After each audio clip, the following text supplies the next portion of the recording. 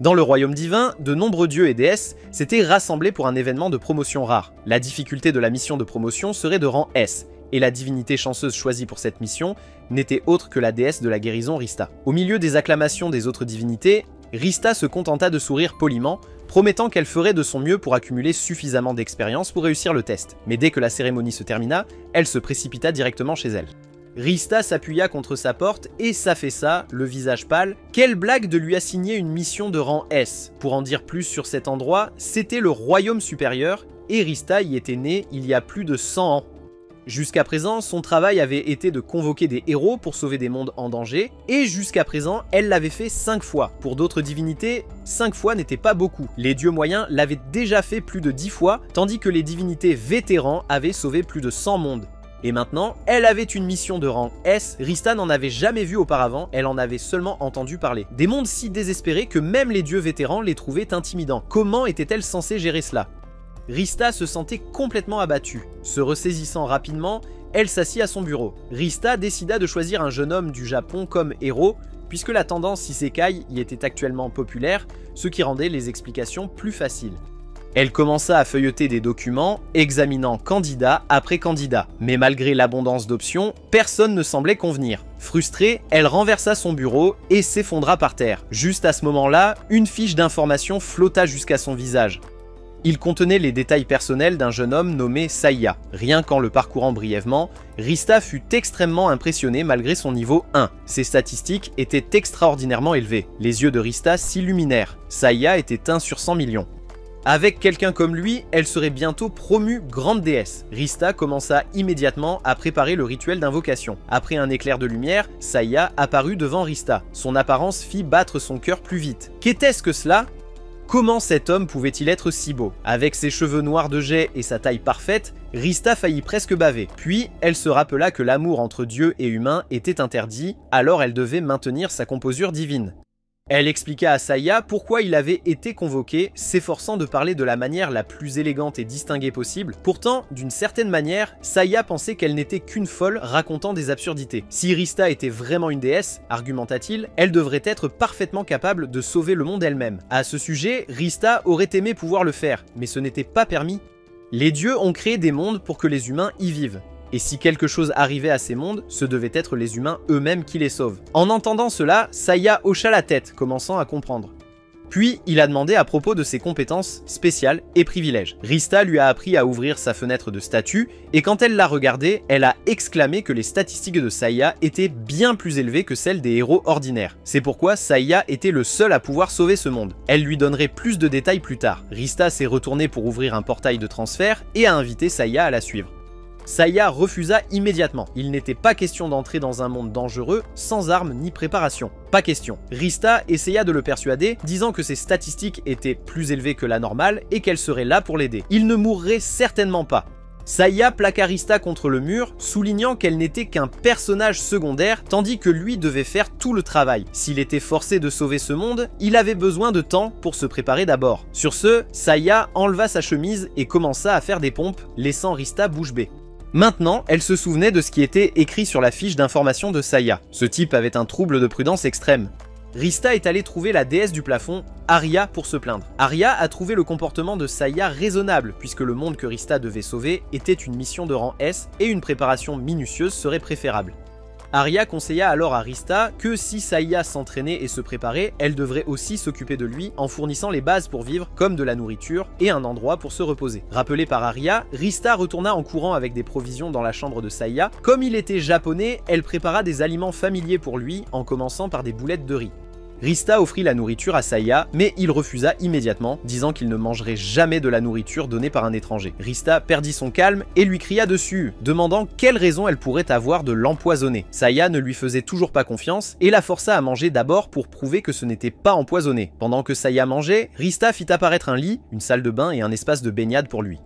Puis elle s'est approchée de lui avec une cloche, expliquant qu'elle lui donnerait le temps de se préparer. Elle fournirait 3 repas par jour, les laissant devant sa porte. Et elle a promis de ne pas le déranger. Quand il serait prêt, il devrait sonner la cloche. et alors ils commenceraient leur voyage pour sauver le monde. Au début, Rista pensait que Saya s'entraînerait au maximum 3 jours, mais au 4e jour, il n'y avait toujours pas de son de cloche. Inquiète que Saya soit peut-être mort, elle alla vérifier. Mais en voyant que la nourriture avait disparu, elle sut qu'il allait bien. Elle dut attendre une autre semaine, et à ce moment-là, elle s'ennuyait profondément. Alors qu'elle était étalée sur le sol, la cloche sonna enfin. Rista se précipita pour vérifier Saya, qui lui montra son statut. Un simple coup d'œil fit écarquiller les yeux de Rista. Elle ne pouvait pas croire qu'à travers un entraînement physique seul, Saya avait monté de niveau de façon spectaculaire et avait même acquis des compétences spéciales. Saya avait prévu d'atteindre le niveau maximum avant de partir sauver le monde, mais voyant à quel point Rista avait l'air pitoyable, il décida de commencer le voyage maintenant. Rista ouvrit un portail et tira Saya à travers. Ils se téléportèrent dans une prairie verdoyante. Rista pointa une ville lointaine appelée Edona, expliquant qu'il devait d'abord obtenir de l'équipement pour Saya. Alors que les deux traversaient la ville, un vieil homme les salua. Rista répondit joyeusement, mais Saya resta prudent, analysant si le vieil homme pouvait être un monstre métamorphe ou un criminel pour les saluer ainsi soudainement. Juste à ce moment-là, une petite fille les salua également. Après s'être présentée comme Nina, elle montra à Rista la boutique d'armes. Avant d'entrer, Rista donna à Saya un sac d'argent, un cadeau qu'elle avait préparé pour lui. Avec autant d'argent, Saya pourrait être entièrement équipée jusqu'aux dents. Une fois à l'intérieur, après avoir regardé autour, Saya a immédiatement saisi 3 ensembles d'armures, surprenant Rista, qui a rapidement repris le sac d'argent. Elle a dit qu'il n'y avait pas besoin de tant d'ensemble et a choisi elle-même l'armure pour Saya. Une fois l'armure sélectionnée, Saya a repris le sac d'argent et s'est précipité vers le magasin général, achetant toutes les bombes fumigènes et herbes possibles. Il a expliqué à Rista que, puisqu'ils ne savaient pas quel type de monstre ils allaient affronter, ils devaient être parfaitement préparés. Rista était exaspérée et cria à Saya qu'elle était son guide et qu'elle avait dit que cet endroit était sûr sans monstre.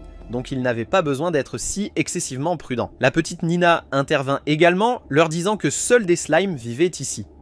Voyant que Saya semblait avoir peur des monstres, Nina lui donna un charme. Avec leur équipement entièrement préparé, il était temps de chasser les monstres. Rista conduisit Saya vers la prairie, mais Saya n'avait aucune envie de chercher des ennuis. Juste à ce moment-là, un slime apparut. Saya se cacha immédiatement dans un coin pour observer et analyser le slime, ce qui fit soupirer Rista. Elle lui dit que même les enfants pouvaient tuer des slimes comme celui-ci.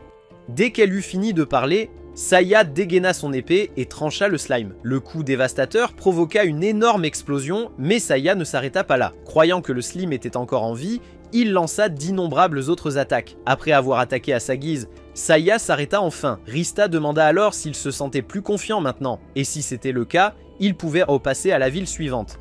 Juste à ce moment-là, une force puissante s'approcha, effrayant Rista. Une femme voluptueuse avec des cornes s'avança et se présenta comme Machina, l'un des 4 rois célestes de l'armée du Seigneur Démon, venu pour éliminer le héros nouvellement arrivé. Machina savait exactement ce que Rista avait fait.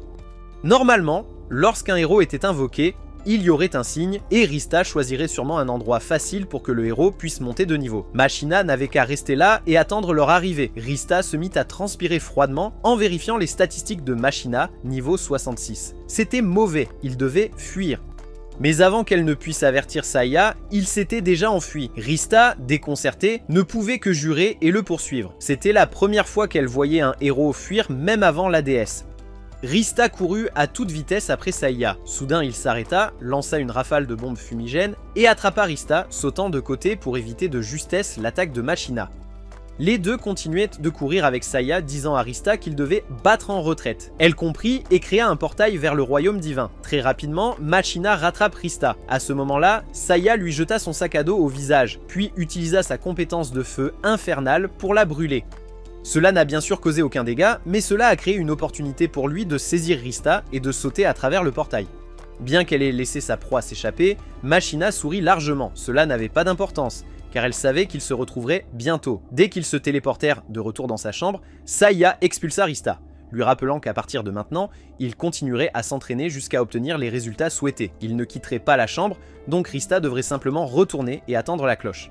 2 jours plus tard, Rista était toujours assise dans sa chambre, attendant impatiemment. Elle ne pouvait plus rester inactive ainsi, alors elle alla trouver la déesse Aria pour emprunter sa boule de cristal. Rista lança un sort pour observer l'autre monde et immédiatement le visage de Machina se pressa contre l'écran, la surprenant. Machina savait parfaitement que Rista observait ce monde depuis le royaume divin et avait préparé un moyen de les attirer elle et Saya. Machina donna un coup de pied à un homme à terre, annonçant qu'à partir de maintenant, elle tuerait un villageois toutes les 10 minutes. S'il ne voulait pas qu'elle massacre tout le village, il devrait se dépêcher de venir. Rista courut frénétiquement pour informer Saya, lui disant que le village était en danger et lui demandant de le sauver immédiatement. Saya, bien sûr, refusa, disant qu'il n'était pas encore suffisamment préparé. Rista le réprimanda, disant que ce n'était pas ainsi qu'un héros devait agir. Un vrai héros se précipiterait pour aider les gens en danger. À ce moment-là, 10 minutes s'étaient écoulées. Machina parla à travers la boule de cristal en disant que la prochaine personne qu'elle tuerait serait le père de Nina. Rista paniqua et essaya de persuader Saya d'y aller immédiatement, mais Saya l'ignora et continua à faire des squats. Cela mit Rista en colère, qui était sur le point d'ouvrir un portail et d'y aller seul quand Saya l'arrêta. Comme Rista l'avait expliqué précédemment, le temps s'écoulait différemment entre le royaume divin et l'autre monde, donc ils avaient encore le temps de sauver les villageois. Pas besoin de se précipiter, Rista comprenait cela, mais la prochaine personne que Machina avait choisie était déjà le père de Nina.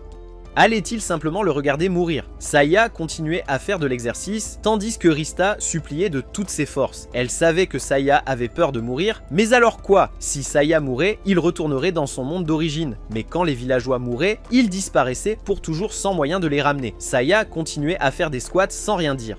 À ce stade, Rista était vraiment à court d'options. Ni les mots durs ni les mots doux ne fonctionnaient, elle sentait qu'elle avait commis une terrible erreur en invoquant Saya. Il était vraiment un héros lâche. Rista a commencé à pleurer et était sur le point de partir quand Saya a finalement parlé. Il a expliqué qu'il avait des raisons parfaitement valables pour ses actions. S'il mourait maintenant, la ville mourrait aussi et finalement le monde entier suivrait. Il devait donc se préparer minutieusement pour être assez fort pour gagner chaque bataille. Rista se retourna, surprise, pour voir Saya déjà vêtue de son armure. Avait-il terminé ses préparatifs? Rista utilisa rapidement ses yeux pour vérifier et c'était bien vrai, elle n'en revenait pas. En seulement 2 jours, le niveau de Saya avait grimpé en flèche. Maintenant, il était assez fort pour affronter Machina. Rista voulait ouvrir un portail directement vers la ville pour sauver tout le monde. Mais dès qu'elle a suggéré cela, Saya a frappé la stupide déesse à la tête. S'ils apparaissaient dans la ville maintenant, Nina et son père mourraient certainement avant qu'ils ne puissent les sauver. Ils devaient donc ouvrir le portail un peu plus loin. Dans la ville, Machina était assis en bâillant, trouvant que 10 minutes étaient trop longues. Elle a décidé de réduire le temps d'exécution à 5 minutes. Juste au moment où elle levait sa lame pour frapper, Saya est apparu. Il envoya une vague d'énergie d'épée que Machina esquiva et elle rit bruyamment, se moquant de Saya. Quel genre de héros attaquerait en traître et raterait aussi mal que ça? Saya ne s'en souciait pas beaucoup car dès le début, sa cible n'était pas elle, mais Nina et son père. Une fois sauvés par Saya, ils s'échappèrent rapidement. Machina vérifia les informations sur Saya et fut choquée de voir à quel point ses statistiques avaient augmenté en si peu de temps. Ce n'était pas bon, elle décida de devenir sérieuse. Machina contracta ses muscles, se transformant en une figure imposante, puis chargea vers Saya. Saya ne fit que bloquer ses attaques et maintint sa distance. Malgré sa transformation, Saya pouvait toujours égaler sa vitesse. C'était vraiment mauvais, elle devait utiliser son dernier atout. Sentant que quelque chose n'allait pas, Rista cria à Saya de faire attention. Machina ria d'une manière maniaque, disant à Saya qu'un vrai guerrier gardait toujours un atout dans sa manche. Sur ce, elle se poignarda avec sa lame. De son ventre, quelque chose d'étrange commença à déchirer et à émerger. Rista devint livide de peur. C'était donc la véritable forme de Machina. En regardant ses statistiques maintenant, elles étaient encore plus terrifiantes, dépassant même celles d'un seigneur démon dans un monde de rang D. Ayant terminé sa transformation, Machina commença à narguer Saya. Avait-il vu à quoi ressemblait un pouvoir au-delà de sa compréhension? Elle déclara qu'elle vaincrait Saya en un seul coup, puis se précipita vers lui. Rista éclata en sanglots, s'excusant d'avoir fait affronter à Saya un adversaire si puissant. Lorsque la poussière se dissipa, d'une manière ou d'une autre, Saya avait bloqué l'attaque. Rista comprit immédiatement la situation, il n'y avait qu'une seule explication possible. Les statistiques de Saya étaient bien plus élevées que celles de Machina. Elle a essayé d'utiliser sa compétence pour voir à travers les informations de Saya qu'il avait cachées. Rista refusa d'abandonner, utilisant toute sa force pour regarder jusqu'à ce que ses yeux soient sur le point de sortir. Elle fut étonnée de découvrir que les statistiques de Saya étaient 10 fois plus élevées que ce qu'elle avait vu auparavant. Rista commença à analyser ce qu'elle avait observé. Depuis le moment où Saya était arrivé dans ce monde, il avait caché ses véritables statistiques. Lorsqu'il avait rencontré Machina pour la première fois, à quel point ce type était-il prudent? Rista ne pouvait même pas imaginer. Machina s'envola dans les airs, se préparant à lancer une autre attaque. En un clin d'œil, Saya apparut devant elle, faisant transpirer Machina de peur. À ce stade, se rendre n'était plus une option. Saya dégaina son épée, canalisa le feu dans son arme et découpa Machina en morceaux instantanément. Après que Saya ait atterri, Rista courut pour le gronder d'avoir caché sa véritable force à son coéquipier. Saya regarda Rista avec mépris, disant qu'il voulait lui dire « Mais si Rista pouvait voir ses statistiques, l'ennemi le pourrait aussi. » De plus, avec le cerveau de cochon de Rista, elle divulguerait certainement l'information, donc il valait mieux être prudent dès le début. Les villageois se rassemblèrent pour remercier Saya de les avoir sauvés et l'invitèrent à un festin de célébration. Saya les ignora, attrapa un balai et commença à balayer, à la confusion générale. Après avoir balayé les restes de Machina, Saya a commencé à les brûler avec du feu, non pas une fois, mais d'innombrables fois. Saya les a brûlés jusqu'à ce qu'il estime que c'était suffisant, brûlant si complètement que la ville s'est également transformée en cendres, ce qui a entraîné l'expulsion de Rista et Saya de là. Nina et son père ont couru après eux pour remercier Saya. Le père n'avait rien d'autre qu'un peu de monnaie pour le remercier de leur avoir sauvé la vie. Saya l'a prise sans hésitation et a même exigé plus de lui, embarrassant Rista, qui a rapidement dit au revoir au père et à la fille et a entraîné Saya loin. Après avoir marché un peu plus loin, Rista voulait se diriger vers la ville suivante, mais Saya a refusé. Il croyait qu'après avoir vaincu l'un des rois célestes, le seigneur démon enverrait des ennemis encore plus forts, alors il retournerait dans le royaume divin pour s'entraîner et se préparer plus soigneusement. Malgré les supplications et la persuasion de Rista, Saya s'en moquait. Il pointa le visage de Rista et déclara qu'elle était complètement inutile et d'aucune aide, donc elle devrait ouvrir le portail et rentrer maintenant. Après être retournée dans le royaume divin, Rista alla se plaindre à Arya à nouveau. Ce héros ne savait que s'entraîner. Sa tête était remplie de rien d'autre que de fitness. En entendant cela, Arya rit et conseilla à Rista de ne pas se précipiter. Après tout, Saya ne pouvait pas s'entraîner indéfiniment. Alors elle devait juste être patiente et attendre. Rista se sentait assez pressée maintenant. Elle voulait rapidement terminer cette mission et être promue grande déesse comme Arya. À ce moment-là, Arya partagea sa propre histoire avec Rista.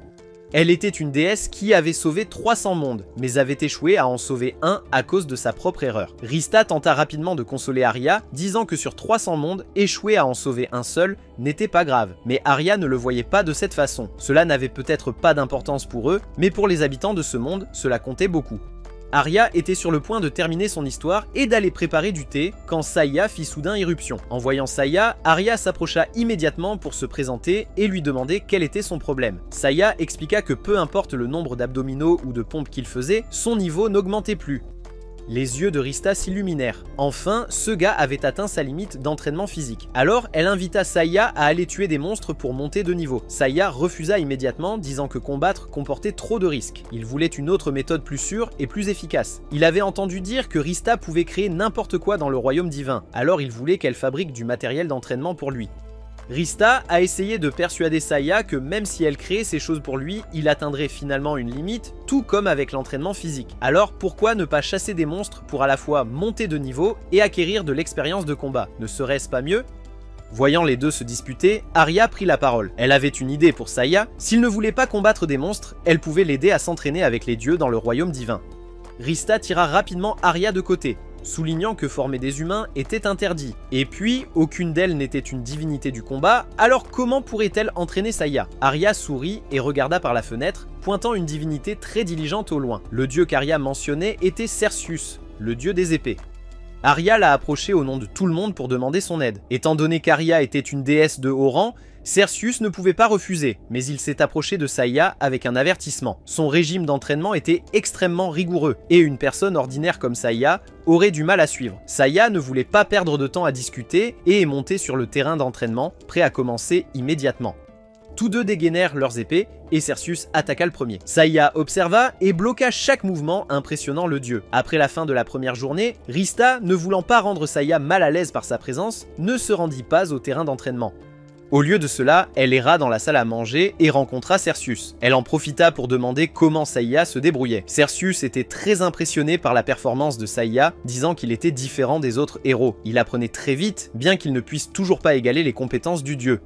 Le deuxième jour, Rista rencontra à nouveau Cercius dans la salle à manger, mais cette fois, il était complètement différent. Plus confiant comme la veille, Cercius bégayait et transpirait. Il dit à Rista qu'il y avait quelque chose qui n'allait pas avec Saya, il apprenait trop vite.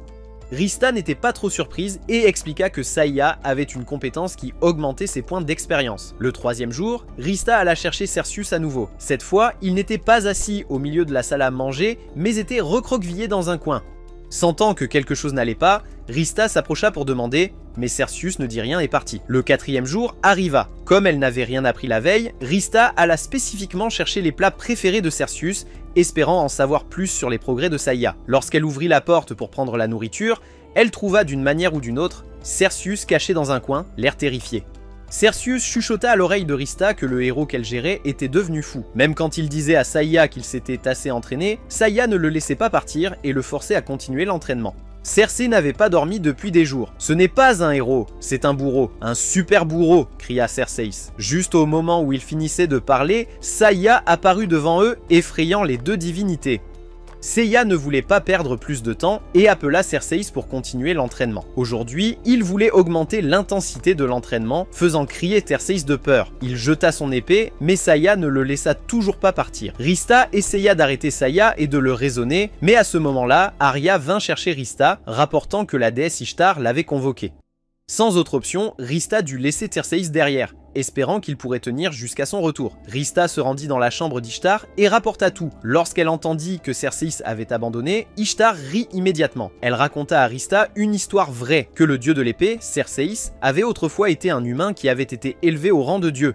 Après être devenu un dieu, il a perdu tous ses souvenirs humains, mais les émotions sont restées à jamais gravées dans l'âme. Lorsqu'il a été forcé par Saya de s'entraîner à ses limites, l'émotion la plus faible dans l'âme de Cersei a dû refaire surface. Mais en mettant cela de côté, Ishtar avait appelé Rista là pour lui confier une mission.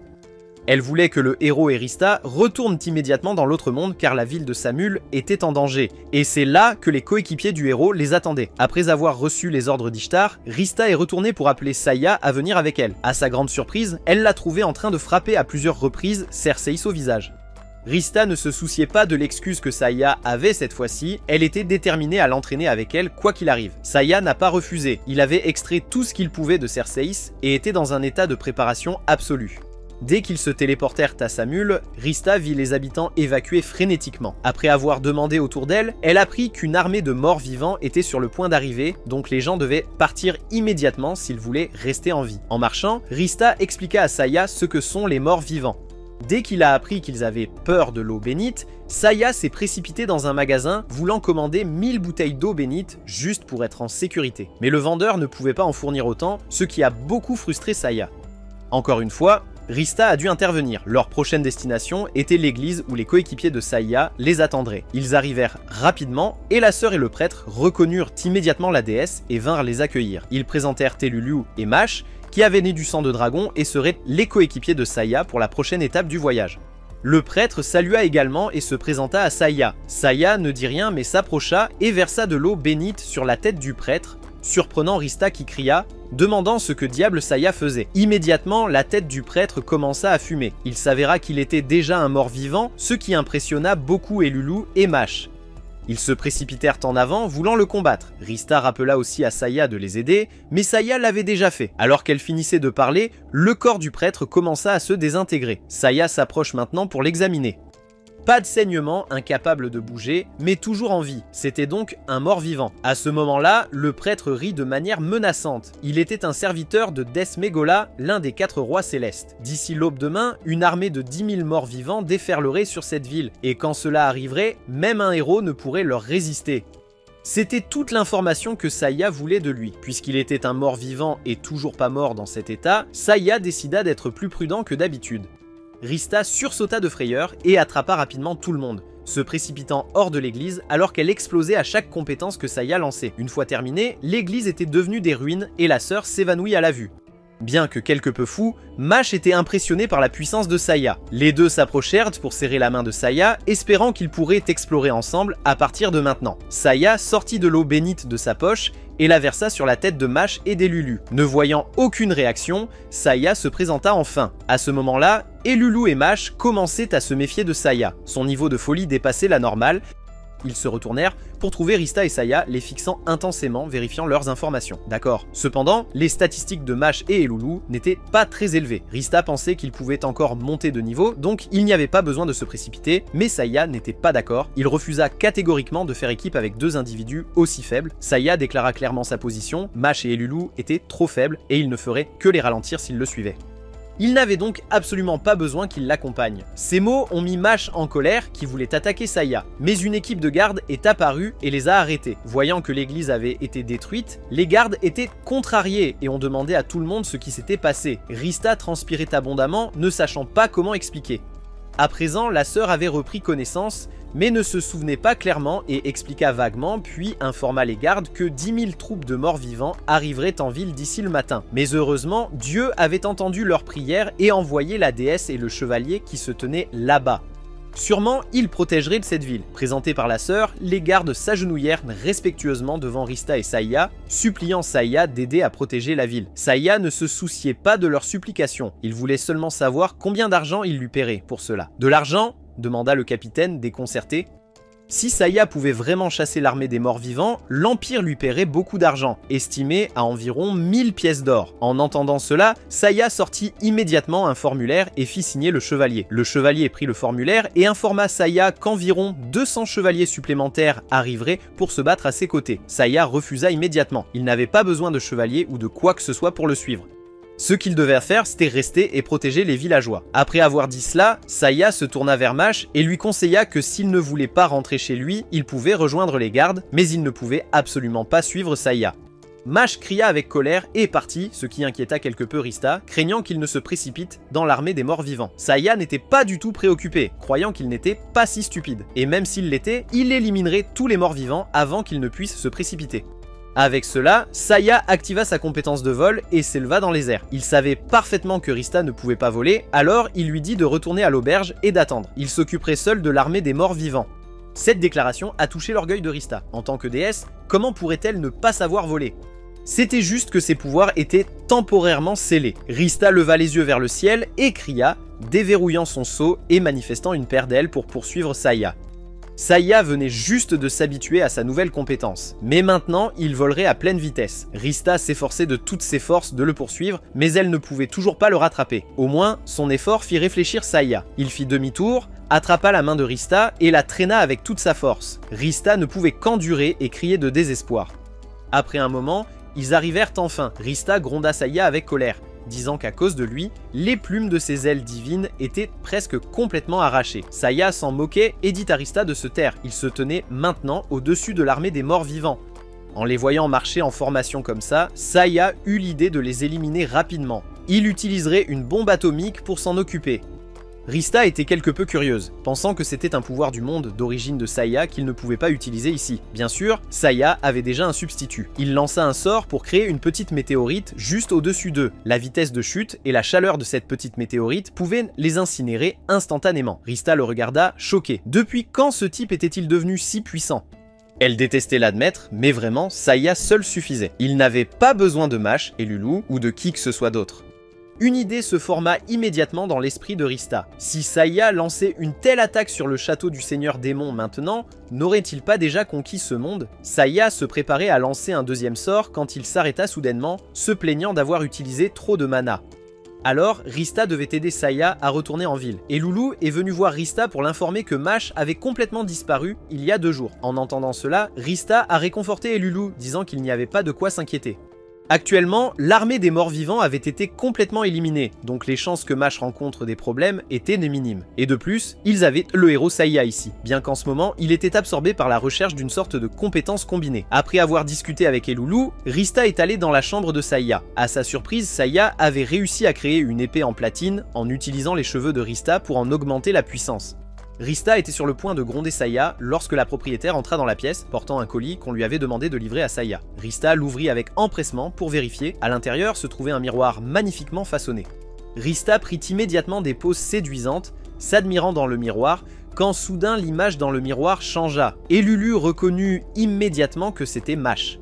Une voix grondante commença à parler. C'était Dethmagla, l'un des 4 rois célestes du Seigneur Démon. La dernière fois, il avait eu la chance de survivre en contrôlant l'armée des morts vivants à distance. Cette armée lui avait demandé tant d'efforts à créer, et pourtant Saïa l'avait impitoyablement détruite. À cause de cela, il avait décidé de se venger d'eux. Mash était fermement attaché à une chaise de torture, mais Dethmagla s'était lassé de lui. Dethmagla décida de tuer Mash devant eux. Il tenait un couteau à la gorge de Mash, lui laissant quelques derniers mots. Mash souriait sans peur ni colère, admirant seulement la force de Saïa. Bien qu'un peu arrogant, Saïa était vraiment celui qui pouvait sauver ce monde. Et Mash espérait que Saïa continuerait pour lui dans le voyage à venir. Ce n'est qu'à ce moment-là que Saïa s'approche du miroir. Il dit à Rista d'ouvrir un portail vers le royaume divin, puis regarda Mash et décida de le laisser rejoindre en tant que porteur d'équipement. En entendant cela, Dethmagla éclata de rire. Que tentait-il de faire? Il ne faisait que parler à travers un miroir. Saïa ne pouvait jamais sauver Mash. Saïa s'en fichait et dégaina son épée, coupant instantanément la main de Dethmagla. À la surprise de Rista, depuis l'incident où le père de Nina avait été pris en otage, Saïa s'était préparé à des situations similaires. Maintenant, il pouvait couper à travers l'espace lui-même. Après avoir coupé, Saïa poussa immédiatement Rista dans le portail vers le royaume divin. Dans au plus 10 secondes, Dethmagla tuerait Mash. Le temps s'écoulait différemment entre le royaume divin et l'autre monde, ils auraient donc 15 minutes pour sauver Mash de lui. Saïa est allé trouver la déesse Ishtar, lui demandant de localiser la position de Mash. Bien qu'aider trop les humains enfreindrait les règles, Saïa avait déjà pensé à un moyen de contourner les règles pour elle, alors Ishtar a accepté avec joie. Après avoir appris l'emplacement exact de Dethmagla, Saïa a demandé à Rista d'ouvrir un portail directement devant lui, puis lui a assigné une tâche. Dès que le portail s'est ouvert, Saïa s'est précipité à travers, lançant du feu au visage de Dethmagla et le repoussant. Pendant ce temps, Rista a couru pour utiliser la magie de guérison sur Mash. Tout en travaillant, elle gardait un œil sur la situation de Saïa. À ce moment-là, Dethmagla avait invoqué une créature d'un noir de jet. C'était le Dark Firus, le monstre de type feu le plus puissant. Le visage de Rista pâlit alors qu'elle vérifiait rapidement ses informations.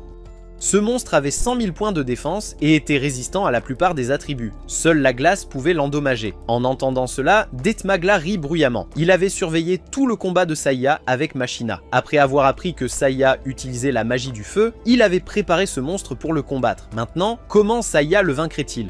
Saïa sourit et rengaina son épée, lui disant qu'il était toujours dans un état de préparation absolue. Puis Saïa se précipita en avant et frappa le monstre dans l'estomac. Frustré, Dethmagla concentra toute sa puissance dans la flamme, voulant incinérer Saïa d'un seul coup. Saïa n'a pas esquivé, mais a combattu au corps à corps. Avec juste un coup de poing d'une personne ordinaire, Dethmagla ne pouvait pas croire que Saïa puisse le bloquer. Leurs poings se sont heurtés, immédiatement la main du monstre a commencé à geler, stupéfiant Dethmagla. Comment Saïa pouvait-il utiliser le pouvoir de la glace? Le feu et la glace étaient clairement opposés. Ce n'est qu'à ce moment-là qu'il remarqua une bague à la main de Saïa. Rista l'avait aussi compris. Saïa les avait combinées. De sa poche, Saïa sortit plusieurs autres bagues, préparées pour toutes les situations. Pas seulement la glace, il avait aussi fabriqué des ténèbres, de la lumière, du tonnerre, de la terre et des feuilles, tous les types imaginables. Dethmagla n'y croyait toujours pas.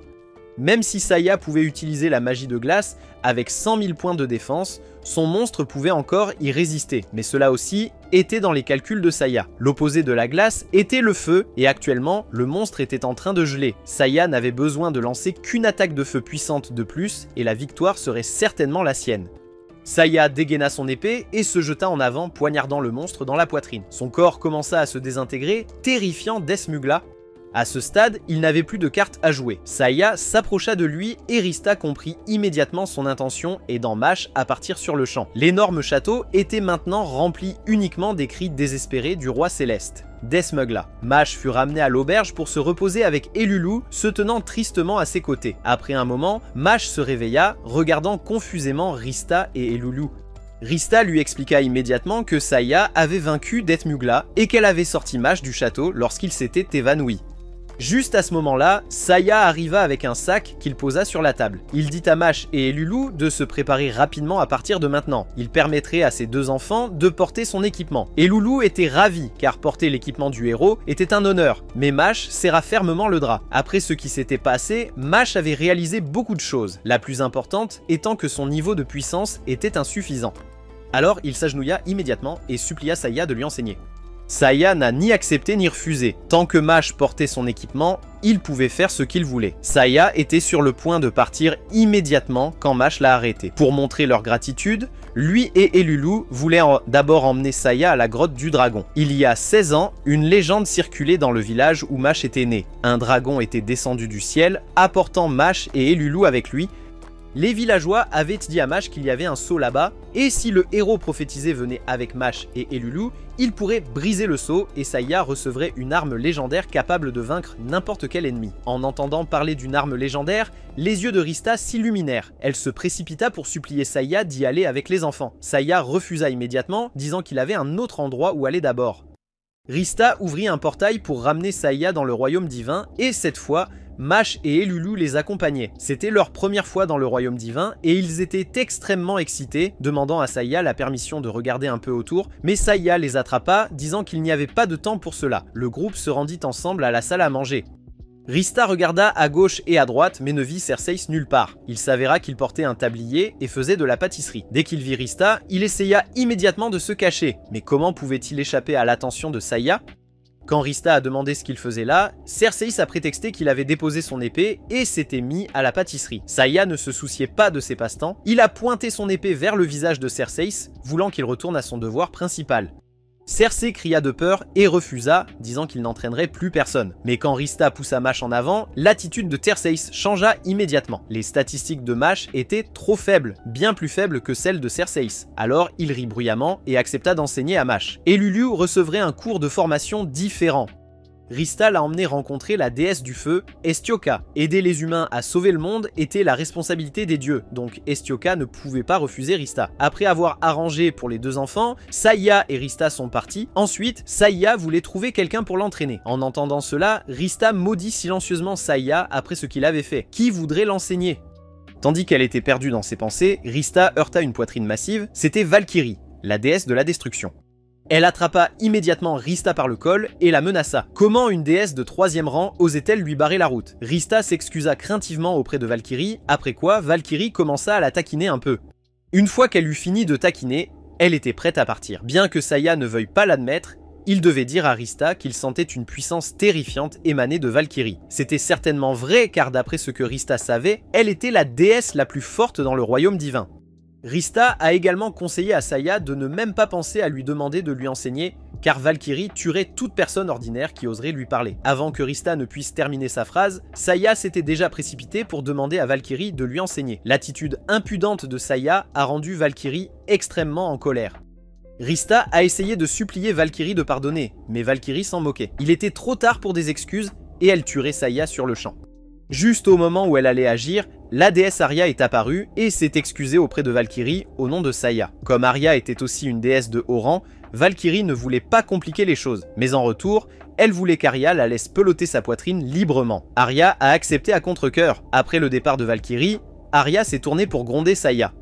En apprenant qu'il voulait quelqu'un avec qui s'entraîner, Arya a appelé Saya pour qu'il vienne avec elle. Elle a emmené Saya rencontrer Adenela, la déesse de la guerre, et lui a demandé de former Saya. Former un humain, Adenela a ri aux éclats. Ce serait amusant?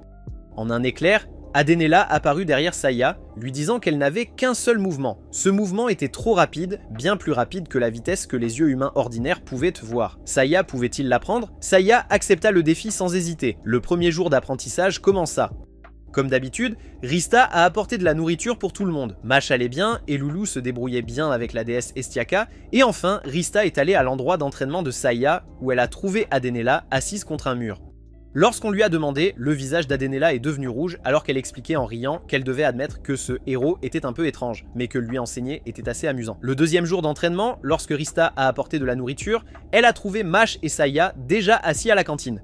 Mash avait appelé Saya, voulant en apprendre davantage de lui. Saya, ayant terminé ses affaires, se leva pour partir tandis que Rista s'assit pour demander à Mash ce que Saya lui avait exactement enseigné. Bien sûr, c'était toutes des théories sur le fait d'être excessivement prudent. Le troisième et dernier jour d'entraînement arriva. Après la séance, Rista vint chercher Mash, se préparant à retourner dans l'autre monde.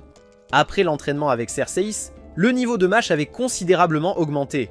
Mais Elulu n'avait pas du tout progressé. À ce moment-là, Estiaka appela Rista à part pour une conversation privée, l'informant qu'Elulu n'avait aucun talent pour la magie, donc il vaudrait mieux qu'elle abandonne tôt. Après avoir récupéré les deux enfants, Rista retourna chercher Saya. Saya attendait toujours de voir ce qu'Adenela voulait lui donner. De loin, Adenela s'approche vêtue d'une robe, souriant avec les yeux plissés, courant vers Saya. Son apparence était complètement différente d'il y a 3 jours, ce qui fit tomber la mâchoire de Rista. À quel point ce gars était-il charmant? Adenella offrit à Saya un gâteau fait avec tout son cœur. Saya refusa catégoriquement et partit, rendant Adenella furieuse. Elle commença à dévaster le royaume divin. Rista a crié à Saya de résoudre le problème qu'il avait créé, mais Saya s'en fichait et est entrée dans le portail de téléportation. Leur prochaine destination était la grotte du dragon. En marchant, Elulu s'entraînait à la magie du feu. Si des monstres apparaissaient, elle voulait aider Saya. Saya a immédiatement refusé, disant que le travail d'Elulu était de porter l'équipement et qu'elle ne devait se soucier de rien d'autre. Juste à ce moment-là, un orc est apparu. Mash dégaina son épée, prêt à se battre, quand un oiseau de feu descendit du ciel et incinéra l'orque. C'était la nouvelle compétence de Saya, invoquer un oiseau de feu avec une portée allant jusqu'à 50 mètres. Tout monstre dans cette portée serait ciblé. Plusieurs vagues de monstres apparurent, toutes éliminées par l'oiseau de feu. Le groupe atteignit une ville voisine pour acheter plus d'équipements. Pour entrer dans la grotte, ils avaient besoin de torches. C'est à ce moment-là que Saya a testé Mash, en lui demandant combien il devait en acheter. Mash a répondu avec confiance 50. Faux, c'est 500, intervint rapidement Rista. 5 suffisent, les gars. Après avoir acheté les torches, le groupe continua son chemin. À ce moment-là, les mains d'Alulu et Mash commencèrent soudainement à briller, signe qu'ils étaient très proches de la grotte du dragon. Bientôt, le groupe trouva l'entrée. Saya inconduit tout le monde à l'intérieur. Devant eux apparut une grande porte avec 2 empreintes de main dessus. Mash et Alulu ont immédiatement compris. Ils allaient dû courir pour briser le sceau quand Saya a soudainement dégainé son épée. Il n'y avait pas besoin de telles complications avec ses coups ultra rapides. Saya a brisé la porte et a sauté à l'intérieur. À l'intérieur, il n'y avait rien d'autre qu'un piédestal. Après que le groupe soit entré, il s'est immédiatement illuminé, les invitant à monter sur le piédestal lumineux pour être téléporté au village du dragon. Rista voulait sauter tout de suite, mais Saya l'arrêta. Il y plaça un mannequin en pierre pour vérifier d'abord. Après avoir confirmé qu'il n'y avait pas de piège, Saya laissa tout le monde se téléporter ensemble.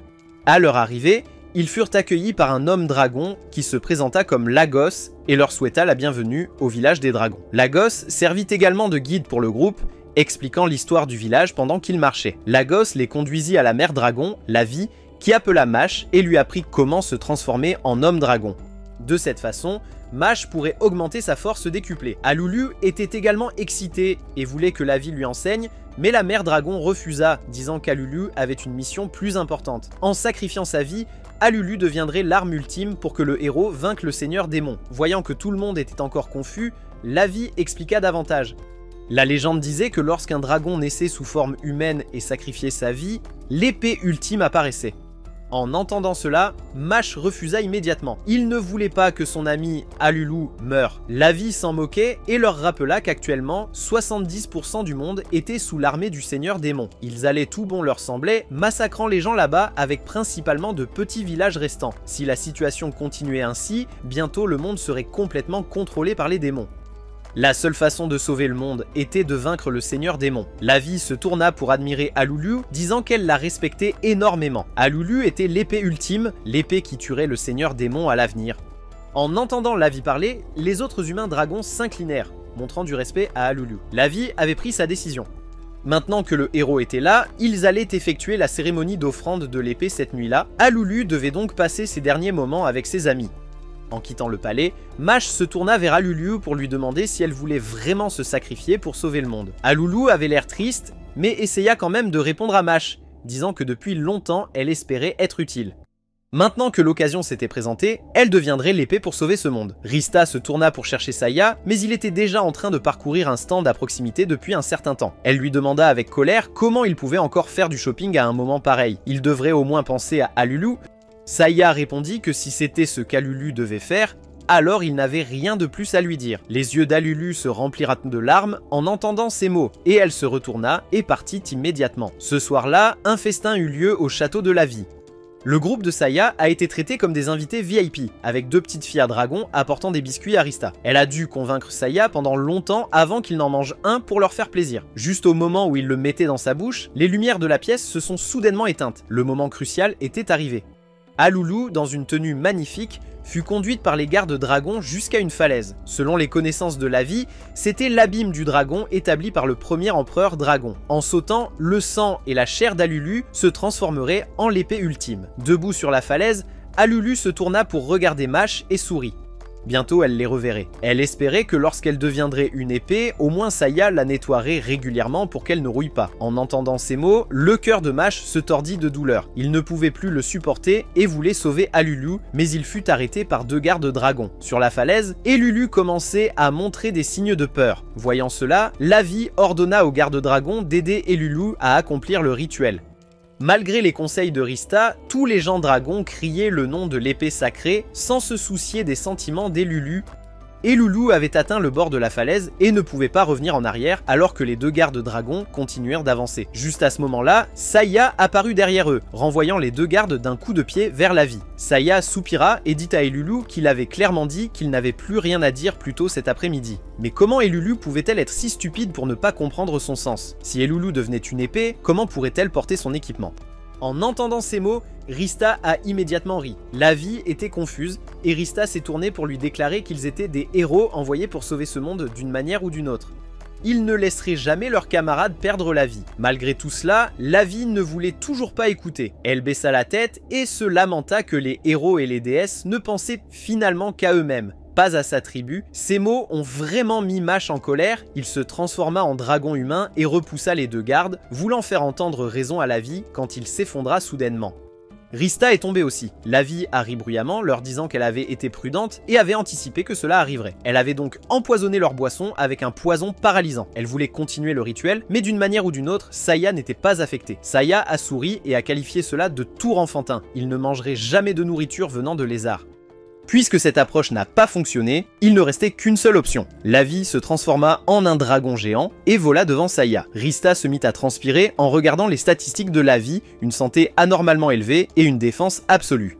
Saya resta très calme et se tourna pour demander à Mash dans quel compartiment se trouvaient les armes. De son sac, Saya sortit une épée noire comme la nuit. Rien qu'en la voyant, Lavi trembla de peur car c'était l'épée tueuse de dragon. Mash et Rista étaient tous 2 stupéfaits. Comment diable Saya avait-il cette épée ? Bien sûr, c'était grâce à sa préparation méticuleuse. Dès qu'il a su qu'ils allaient dans la grotte du dragon, Saya avait envisagé la possibilité de devoir combattre un dragon, alors il avait préparé cette épée à l'avance. Quant à son origine, Saya avait utilisé les cheveux de Mash, Lulu et Rista pour la créer. Saya se précipita pour attaquer Lavi. Avec une véritable épée tueuse de dragon, Saya put la blesser. Lavi rit bruyamment, rappelant à Saya une fois de plus que, comme elle l'avait dit, elle était une personne prudente. Alors qu'elle finissait de parler, le collier d'Elulu s'illumina soudainement et la fille s'effondra de douleur. C'était un collier de prison. Lorsque la malédiction était activée, Elulu avait seulement 3 minutes pour sauver sa vie. Après sa mort, il n'avait qu'à la jeter dans l'abîme pour compléter le rituel. Saya se tourna pour vérifier Elulu, puis conseilla à Lavi que si elle n'était pas alliée avec le Seigneur Démon, c'était sa dernière chance de lever la malédiction d'Elulu. Bien sûr, elle n'écouterait pas. Alors, Saya n'avait plus aucune raison de se retenir. Il lança un jet de feu qui, en un seul mouvement, enleva plus de la moitié de la santé de Lavi. Pourtant, elle ne recula pas. Bien que l'héroïne soit très forte, elle était convaincue qu'il faudrait plus de 3 minutes pour la vaincre. Puis, elle commença à se rétrécir et à entrer dans un état défensif. Voyant cela, Saya réagit immédiatement en sortant un sac et en versant son contenu dans sa bouche et en mâchant. C'était des graines de vitesse. Avec elles, la vitesse de Saya augmenterait considérablement. Ce n'était pas tout. Saya sortit une autre épée tueuse de dragon. En les combinant, il tuerait Lavi avant que la sentence de mort d'Elulu n'arrive. Préparation terminée, Saya se précipita pour l'attaquer continuellement. Rista continuait de mettre à jour la situation, mais ce n'était pas bon. La défense de Lavi était trop élevée. Malgré les coups constants de Saya, elle a à peine perdu de la santé. Avec seulement 1 minute restante, Lavi a ri et a conseillé à Saya d'arrêter ce combat inutile. Saya continua d'attaquer et ricana avec mépris. « Et tu te dis prudente ?» Cette déclaration lui fit réaliser qu'elle était progressivement poussée au bord de l'abîme. Rista a réussi à se lever et a conseillé à Lavi de lever la malédiction d'Elulu, et alors tout s'arrêterait là. Lavi ferma les yeux fermement et cria qu'elle l'avait déjà levé. Dès que Saya a cessé d'attaquer, elle lui a lancé du feu. Saya a immédiatement réagi avec un coup d'épée, la repoussant loin de l'abîme. Au moins, elle avait encore des ailes pour se sauver, alors elle restait confiante. Mais peu importe combien elle battait des ailes, elle ne pouvait pas s'envoler. Lavi se mit à transpirer et se retourna pour vérifier. À son horreur, ses ailes étaient déjà brisées. Elle plongea directement dans l'abîme. Ce n'est qu'alors que Saya ramena Elulu à Rista. À ce moment-là, Rista demanda curieusement à Saya quand il avait détruit les ailes de Lavi. Bien sûr, c'était avant qu'elles ne se durcissent. Saya s'était préparé à tous les scénarios possibles. À ce moment-là, un rayon de lumière émergea de l'abîme du dragon. D'en bas, l'épée sacrée s'éleva à la stupéfaction de tous. Bien qu'ils aient obtenu l'épée sacrée, Lagos se sentait toujours inquiet parce que leur chef, Lavi, était mort. En entendant cela, Saya lui tapota immédiatement l'épaule et manipula son esprit. Au moins, ils avaient l'épée pour détruire le seigneur démon, donc le sacrifice de Lavi était entièrement justifié. Il était maintenant temps de dissoudre le congrès. Le groupe se téléporta de retour dans la grotte du dragon.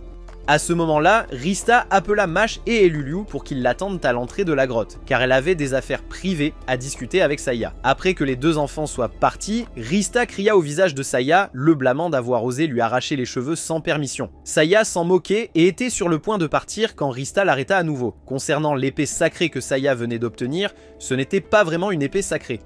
Si Rista le savait déjà, alors Saya n'avait rien à cacher. À l'instant, il avait seulement trompé la tribu des dragons. L'épée qu'il tenait était celle qu'il avait préparée à l'avance. Rista n'était toujours pas convaincu de tuer le seigneur démon, l'épée sacrée était la seule arme capable de le faire. Saya ne le pensait pas, sinon de cette façon, il y aurait une autre manière. Tout irait bien. Avec cela, Saya appela Elulu pour quitter la grotte avec lui. Juste au moment où ils atteignaient l'entrée, ils trouvèrent Elulu et Mash dans un état de peur. Devant la grotte se trouvait un groupe de gardes, apparemment là pour éliminer Rista et Saya sur ordre de quelqu'un. Le capitaine des soldats s'avança pour saluer tout le monde, puis les informa que l'escouade de chevaliers dirigée par Rosalia combattait actuellement des monstres au Fort Agla. Il espérait que le héros et la déesse iraient les secourir. Le côté de Rista, en entendant cela, voulait au moins les laisser se reposer un peu d'abord, mais le capitaine voulait qu'ils partent immédiatement, craignant qu'ils n'arrivent pas à temps pour aider. Il emmènerait personnellement Saya et Rista là-bas. « Ce n'est pas nécessaire », dit Saya en s'envolant dans les airs. « Une personne normale qui peut voler. En effet, c'est le héros !» s'exclamèrent les soldats avec admiration. Avec le pouvoir du héros, il vaincrait sûrement Bilbub. Lorsque Rista s'est renseigné sur ce nom, le capitaine a expliqué davantage. C'était un monstre en forme de mouche, menant d'autres mouches pour attaquer le Fort Agla. Cette information suffisait. Saya a appelé Mash pour l'accompagner, tandis qu'Elulu irait avec Rista. Le groupe a volé ensemble vers le Fort Agla. En volant, ils remarquèrent soudain un nuage sombre. Les yeux de Rista s'écarquillèrent en réalisant avec stupeur que c'était l'armée de mouches de Bilbub. Le groupe se cacha dans un coin pour observer. Ces mouches étaient toutes au-dessus du niveau 30, bien plus coriaces que les morts vivants, évalua Saya. Juste à ce moment-là, la voix de Bilbub retentit. À la lisière de la forêt, des soldats combattaient désespérément contre l'armée de mouches. Rista vérifia les statistiques de Bilbub. Il n'était pas l'un des 4 rois célestes, mais sa vitesse était anormalement rapide. Son armée de mouches était extrêmement puissante et brutale. Sur l'ordre de Bilbub, elles attrapaient les soldats en hauteur, puis les laissaient tomber pour briser leurs os et leur chair. En regardant cette scène, Bilbub riait bruyamment, déclarant qu'il massacrerait tout jusqu'à ce que le héros apparaisse. Maintenant, Saya comprenait pourquoi le Fort Agla n'était pas encore tombé. Ce type essayait de l'attirer. Après le départ de Bilbub, Saya s'approche des soldats.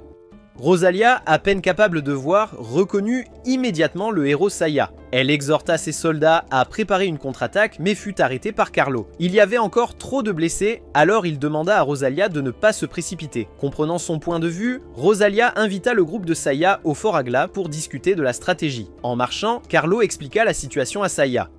Tout ce que Bilbub faisait était pour attirer Saya. Même s'il détruisait le fort, il ne pouvait pas avancer plus loin dans l'Empire car s'il allait plus loin, le plus grand général de l'Empire l'éliminerait immédiatement. Saya trouvait cela perplexe. Si ce général était si puissant, pourquoi ne sauvait-il pas le monde? Il devait y avoir une raison, bien qu'elle ne soit pas claire. Le grand général était lié et ne pouvait pas quitter la capitale. Carlo a amené tout le monde dans la salle de réunion. Avant que la réunion ne commence, Saya devait d'abord assurer sa sécurité. Puis vinrent une série de possibilités que Saya avait prévues. Des monstres déguisés, un château piégé, des espions. Après avoir tout vérifié et n'avoir trouvé aucun problème, Rosalia lui dit avec colère d'arrêter ses bêtises. Il n'y avait plus besoin de réunion. Elle et le héros attaqueraient directement les démons. Saya était d'accord, mais seulement avec la première partie. Plus de réunions. Saya décida de quitter cet endroit et de retourner dans le royaume divin pour s'entraîner davantage, y compris entraîner tout le groupe. La bouche de Rosalia s'ouvrit de stupeur. Saya les abandonnait-il? À ce moment-là, Rista prit la parole pour défendre Saya, expliquant que le temps dans le royaume divin était différent d'ici, donc il n'avait pas besoin de s'inquiéter. En entendant cela, Rosalia tourna son attention vers Rista. Si Saya avait besoin de plus d'entraînement, alors la déesse pourrait se battre à ses côtés à la place. Saya rejeta immédiatement cette idée, disant à Rosalia que Rista pouvait bien porter le titre de déesse, mais qu'elle était inutile et ne pouvait rien faire. La seule option était qu'ils attendent ici pendant qu'il retournait s'entraîner davantage. Il avait déjà observé l'essaim de mouche et ne voyait actuellement aucune chance de victoire. Ayant observé cela, Rosalia se figea, puis cria à Saya, le traitant de héros sans cœur qui restait là à regarder ses camarades mourir. Saya resta très calme en rétorquant « Si tu sais déjà qu'il n'y a aucune chance, alors se précipiter est une action extrêmement stupide. » Dans de tels cas, vous devez calmement calculer les prochaines étapes. Rosalia le désigna du doigt, l'accusant d'être un lâche. En entendant cela, Rista prit également la parole pour le défendre, disant qu'il était simplement excessivement prudent. Mais c'était précisément cette nature prudente qui les avait déjà aidés à remporter plusieurs batailles. Rista espérait que Rosalia resterait et attendrait un peu jusqu'au retour de Saya. En entendant cela, Rosalia se tourna pour gronder Rista. Que saurait une divinité immortelle de la vie et de la mort? Une centaine de ses soldats étaient morts. Comment Rista pourrait-elle comprendre? Soudain, Saya prit la parole pour répliquer. Celle qui les a tués, c'était Rosalia elle-même. Parce qu'elle n'avait pas de stratégie, elle les a menés à leur mort. Rosalia, furieuse, s'est précipitée pour gifler Saya, mais il a dévié sa main et l'a giflé en retour, à la stupéfaction de tous. Rosalia ne voulait toujours pas abandonner, essayant d'attaquer plusieurs fois encore, jusqu'à ce que ses deux joues soient enflées à cause des gifles de Saya. Rosalia était enragée et a éclaté en sanglots. Mais Saya s'en fichait et demanda à Rista d'ouvrir un portail pour retourner au royaume divin. Dès leur retour, Rista reprocha à Saya en disant que son comportement n'était pas du tout correct. Après tout, Rosalia était toujours une femme. Saya serra le poing et répondit que même si elle était une femme, il ne pouvait jamais pardonner sa façon de penser stupide. Ensuite vint le plan pour vaincre l'essaim de mouche. Dans son monde d'origine, Saya aurait juste besoin d'un pistolet. Mais comme il n'y avait pas de pistolet ici, il devait remplacer par un arc et des flèches.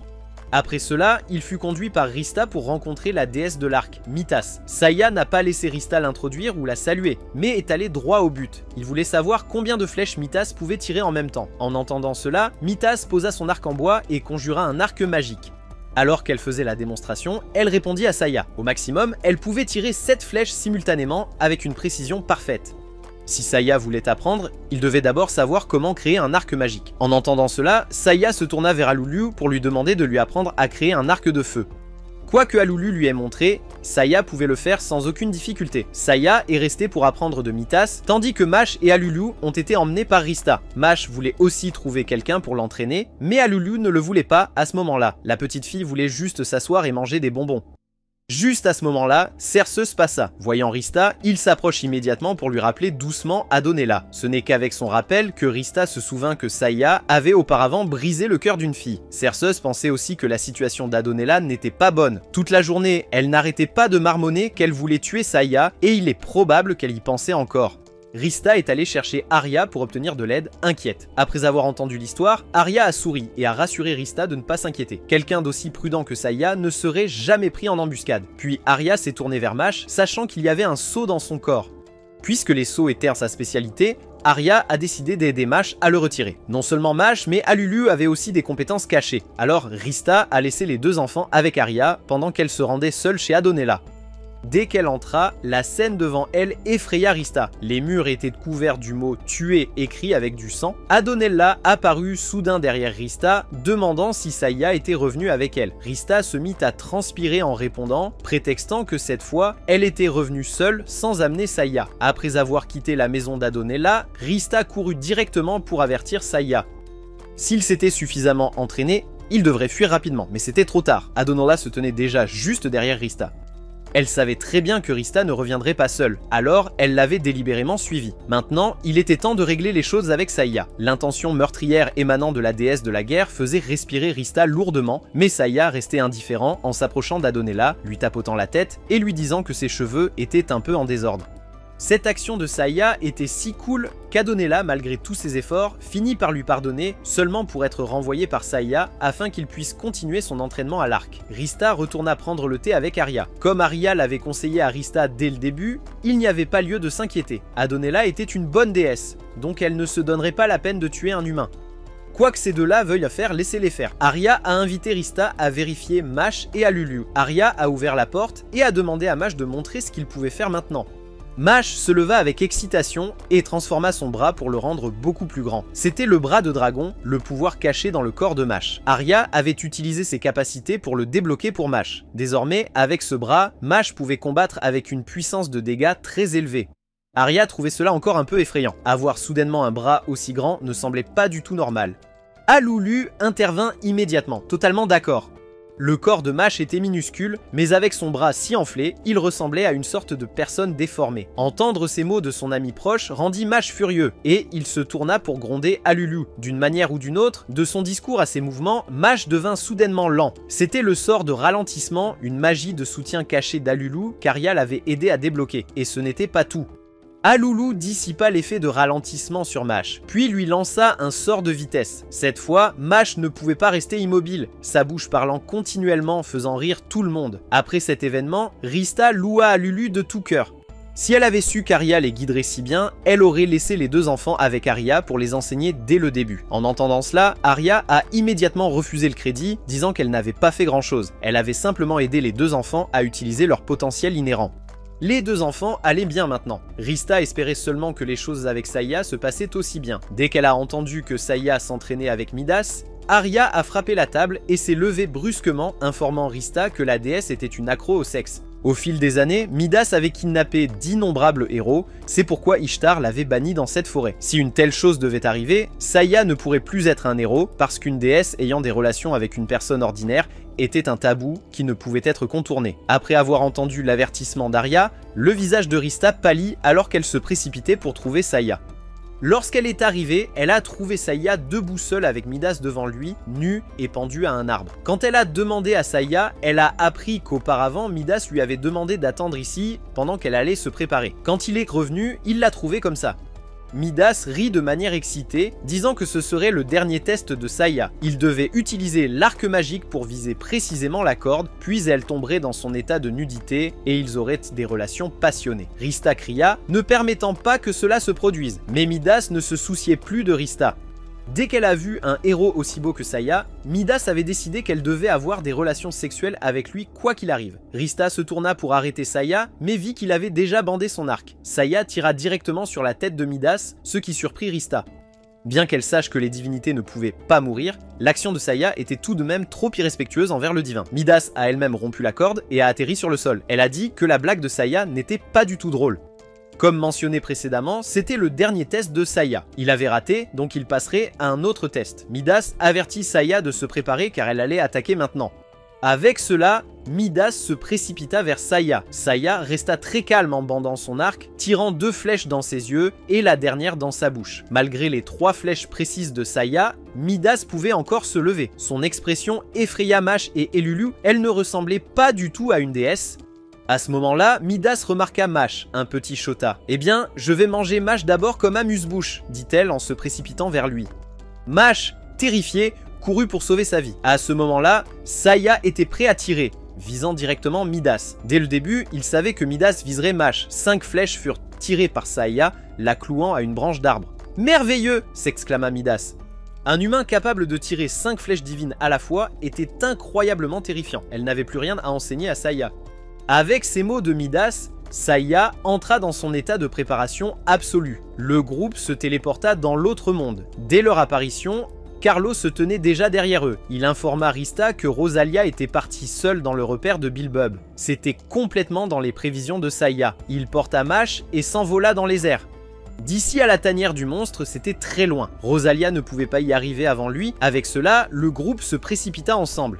Saya choisit une position élevée parfaite pour les observer. À ce moment-là, Rosalia était déjà en train de grimper jusqu'à leur repère. Grâce à un bouclier divin, les mouches ne pouvaient pas l'attaquer. C'était un appât parfait. Saya banda son arc, visant Bilbub. Il allait le tirer depuis cette distance, et Saya était certain que cela toucherait. Juste au moment où il allait tirer, une escouade de soldats apparut, saluant le héros. Ces gars étaient trop bruyants, ce qui inquiétait Rista que les mouches les découvrent. Cela n'avait toujours pas d'importance, c'était dans les calculs de Saya.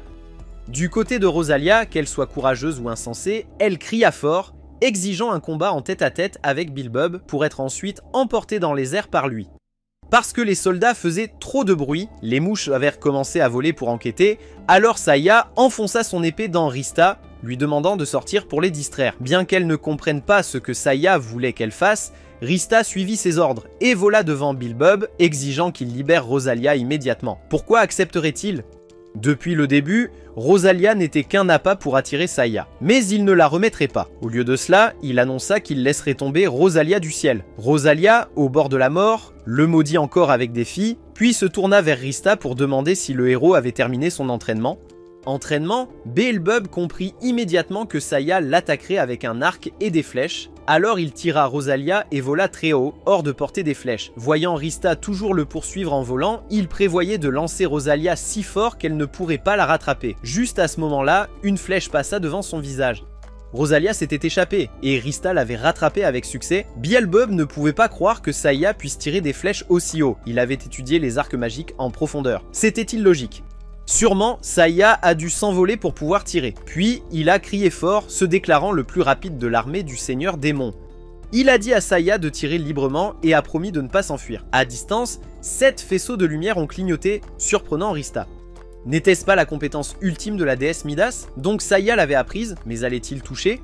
7 flèches volèrent droit vers Beelzebub. D'une manière ou d'une autre, il parvint encore à les esquiver, faisant transpirer Rista abondamment. Ce n'était pas bon, ce type était invincible en combat assyrien. Que faire maintenant? Lorsque Saya tira ses 7 flèches, il révéla également sa position.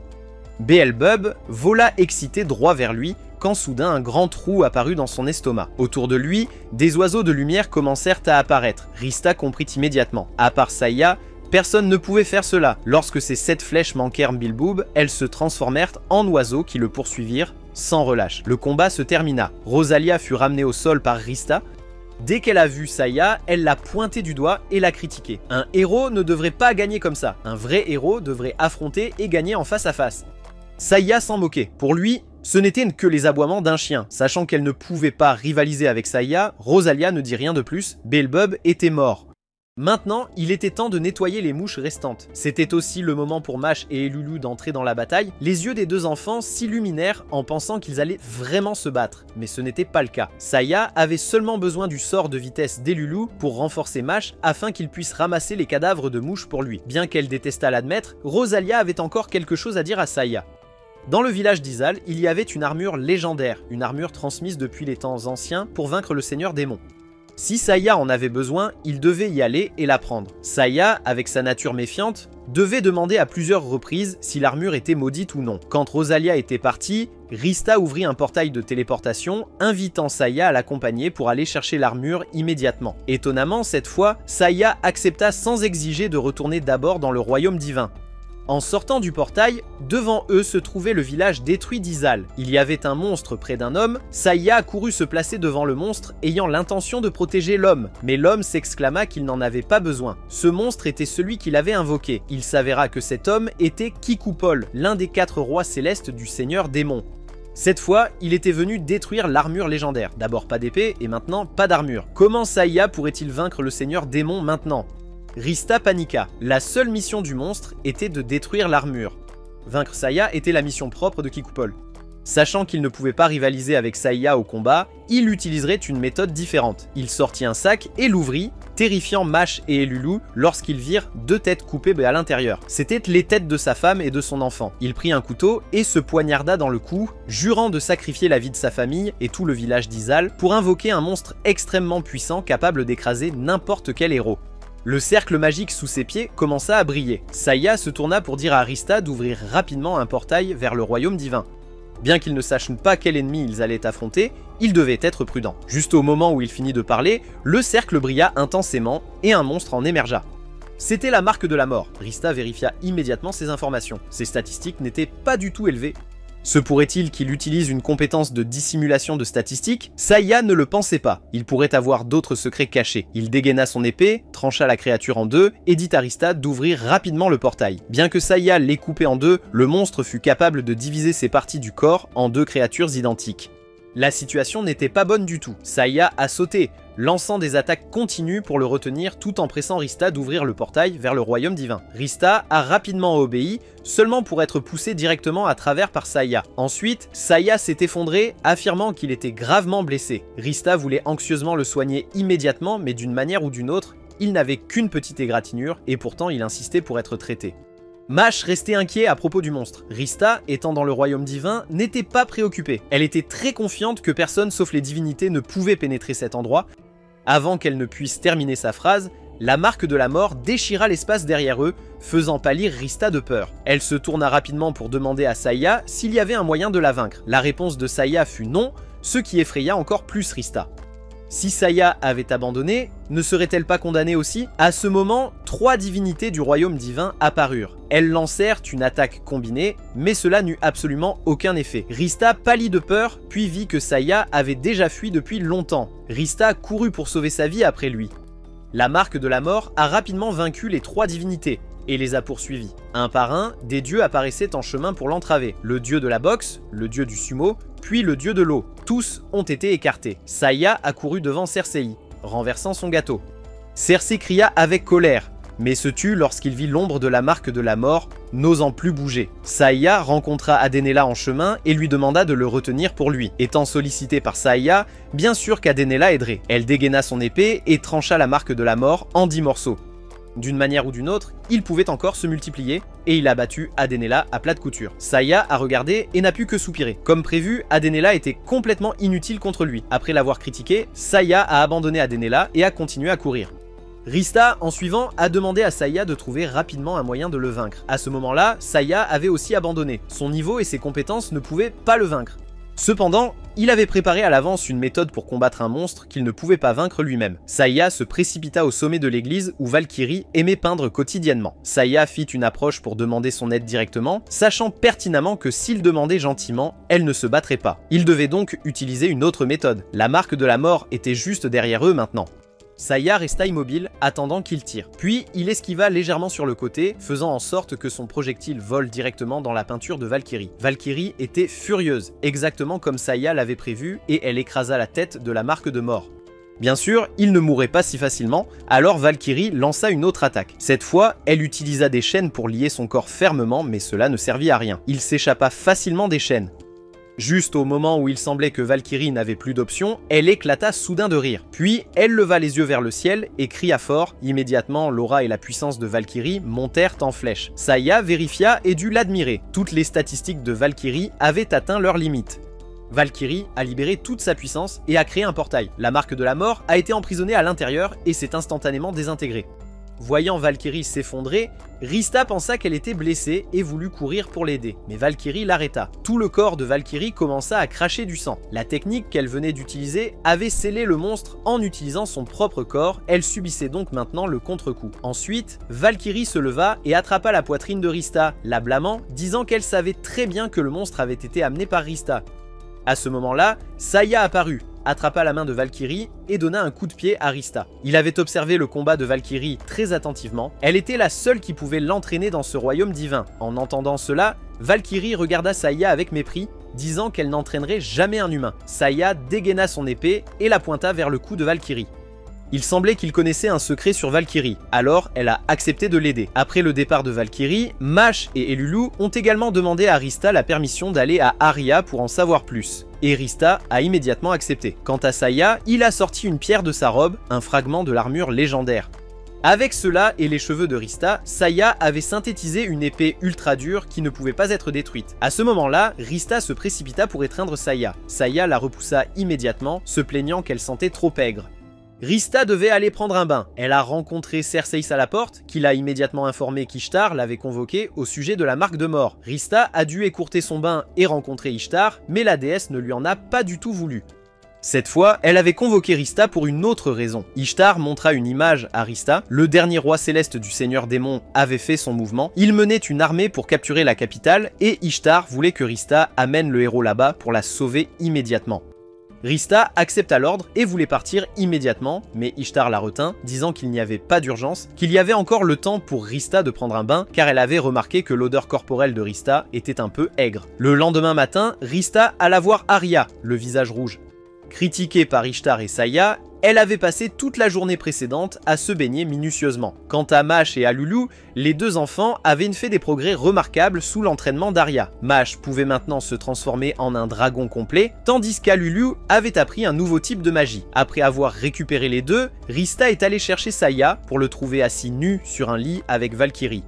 Rista s'est précipitée pour réprimander Valkyrie, disant que les relations entre humains et dieux étaient tabous et ne devaient pas se produire. Puis, elle a sorti une poupée de son sac. Au début, Valkyrie pensait que c'était une poupée de paille, mais quand elle a réalisé qu'elle était tissée avec les cheveux de Rista, Valkyrie est immédiatement partie, ne s'attendant pas à ce que Rista fasse quelque chose d'aussi insensé. Cela a rendu Rista très triste. Elle avait pensé que fabriquer cette poupée de paille serait utile pour Saya, mais maintenant, elle s'était transformée en une déesse étrange. Bon, tant pis, Rista informa Saya qu'il devait retourner dans l'autre monde immédiatement. Saya a accepté tout de suite, mais Rista était trop négligente et n'a pas remarqué que Saya n'avait pas dit « absolument prêt », comme il le faisait toujours. Le groupe est arrivé à la capitale, qui était devenue un champ de bataille. Dès qu'ils ont vu Saya, les soldats lui ont rapporté la situation. Kaiser, le dernier roi céleste du Seigneur Démon, menait son armée directement ici. Il devait défendre la porte et ne pouvait pas les laisser avancer davantage. À ce moment-là, Kaiser sortit des rangs des démons. Il cria fort, appelant la personne la plus forte de la ville à le combattre. En regardant ses statistiques, elles étaient extrêmement élevées, bien plus élevées que celles des 3 autres rois célestes. On aurait pu penser que Saya devrait le défier, mais soudain un vieil homme s'avança pour l'affronter. C'était le général légendaire de l'Empire.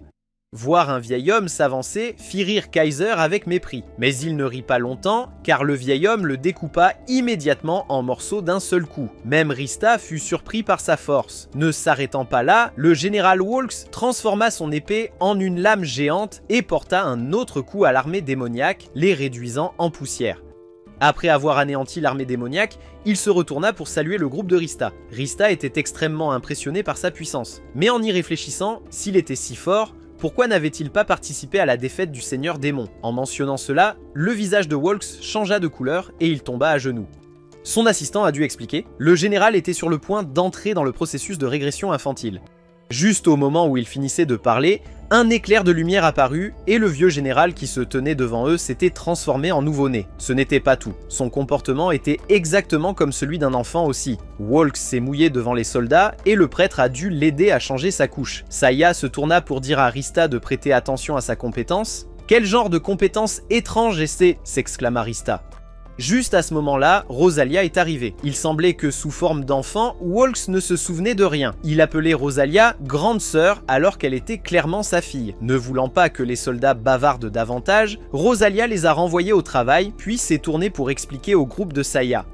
C'était une malédiction du Seigneur Démon. À cause de cette malédiction, Walks ne pouvait jamais quitter la capitale. Elle expliquerait les détails plus tard. Rosalia emporta Walks, disant au groupe de Saya de venir la retrouver dans 2 heures. Saya n'avait pas l'intention de la rencontrer à ce moment-là. Il dit au groupe de Rista d'explorer un peu plus la ville d'abord. Dans la ville, les gens célébraient avec enthousiasme. Tout le monde acclamait le général qui avait sauvé leur capitale. Il semblait que seules quelques personnes connaissaient la malédiction dont souffrait Walks. Le dernier roi céleste du Seigneur Démon était tombé. Maintenant, il ne restait que lui-même. Mais Rista sentait que quelque chose n'allait pas. À ce moment-là, ils passèrent devant un casino. Quelques hôtesses déguisées en lapins ont invité Rista à jouer quelques mains. Rista voulait vraiment jouer, mais Saya ne le permettrait pas. Les casinos étaient des lieux interdits pour une personne prudente comme Saya. Même une chance de perdre d'1% suffisait pour qu'il évite de tels jeux. Alors qu'il marchait, Saya la taquina, disant que c'était précisément à cause de sa nature enjouée que Valkyrie l'appelait une déesse de 3e ordre. Juste à ce moment-là, Saya vit une herboristerie. Selon le discours du propriétaire, ces herbes avaient des effets extrêmement puissants et pouvaient guérir les blessures instantanément. Saya était sur le point de tout acheter quand Rista l'arrêta. Elle avait aussi des pouvoirs de guérison, donc il n'était pas nécessaire de gaspiller de l'argent ainsi. Le propriétaire de la boutique ne voulait pas céder, déclarant que ces herbes n'étaient pas inférieures à n'importe quel sort de guérison. Juste à ce moment-là, un soldat blessé est passé et un concours a eu lieu entre les herbes du propriétaire du magasin et le sort de guérison divine de Rista. Exactement 1 minute plus tard, Rista avait perdu. Estimant qu'ils avaient assez visité la ville, Saya conduisit le groupe au palais pour rencontrer Rosalia. Avant de rencontrer le roi, Rosalia devait d'abord se renseigner sur l'armure sacrée. Saya, avec un visage impassible, lui dit qu'elle avait été avalée par une tortue de l'armée du Seigneur Démon. Puis Rosalia raconta à tout le monde l'histoire de Walks. Cette fois, Rosalia avait appelé Saya ici parce qu'elle avait besoin d'un service. Son père, Walks, avait combattu toute sa vie pour cet empire, donc pour le temps qu'il lui restait, elle voulait qu'il vive paisiblement. Si, lorsqu'il le rencontrerait plus tard, il demandait à aller se battre aux côtés de Saya, elle espérait que Saya le persuaderait de rester à la maison. Saya accepta immédiatement sans réfléchir. Pour lui, emmener un vieil homme ne serait qu'un fardeau. Ensuite, le groupe fut conduit par Rosalia à l'intérieur pour rencontrer Walks, qui avait maintenant repris sa forme âgée. Après avoir entendu l'avis de Saya, Walks accepta de se retirer du champ de bataille. Juste à ce moment-là, un soldat se précipita pour signaler que les forces restantes du Seigneur Démon attaquaient encore la capitale. En entendant cela, Walks voulut mener l'armée au combat, mais fut arrêté par Saya, qui dit qu'il s'en occuperait. Walks était le roi, donc il devrait simplement rester et s'occuper du palais. Saya a laissé Rista discuter avec lui, tandis que Mash et Elulu le suivraient sur le champ de bataille. Après le départ de Saya, Walks a emmené Rista visiter l'église de l'Empire. Alors qu'il marchait, Rista se plaignait beaucoup du héros Saya. Walks se contenta de rire, disant que plus une personne était forte, plus elle avait tendance à être étrange, et que Rista ne devait pas s'inquiéter de ce qu'il disait. Puis il se tourna vers Rista pour lui demander si elle comprenait comment une divinité restait immortelle. Rista n'en avait aucune idée, alors Walks expliqua: actuellement le corps de Rista ne contenait qu'une âme virtuelle, son âme réelle était gardée dans une pièce dans le royaume divin.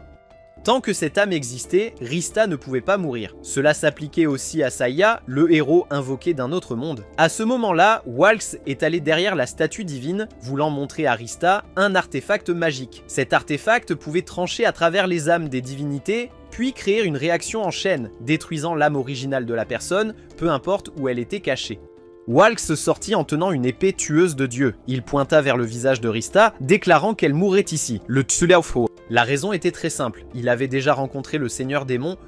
À ce moment-là, avec sa force, Walks pensait pouvoir le combattre, mais le Seigneur Démon possédait un pouvoir écrasant, faisant trembler Walks devant lui. Alors, depuis lors, il avait vénéré le Seigneur Démon. Pour une déesse à qui il avait autrefois prié, au moins Walks offrirait à Rista une mort paisible. Avec cela, il commença à attaquer Rista. Elle courut pour sauver sa vie, mais fut rapidement maîtrisée par lui.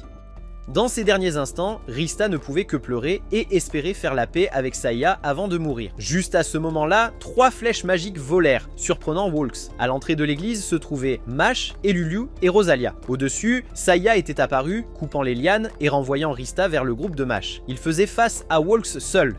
Lorsqu'on lui a demandé comment il savait cela, Saya a simplement souri et a répondu qu'à partir du moment où il l'avait rencontré, il avait formé de nombreux scénarios possibles, allant du roi céleste Kaiser faisant semblant d'être mort, à Walks se rendant au Seigneur Démon, et même Rista n'étant pas une vraie déesse. Tout n'était que des suppositions, mais grâce à ces suppositions, Saya était arrivé à temps pour sauver la vie de Rista. En entendant cela, Walks a ri aux éclats.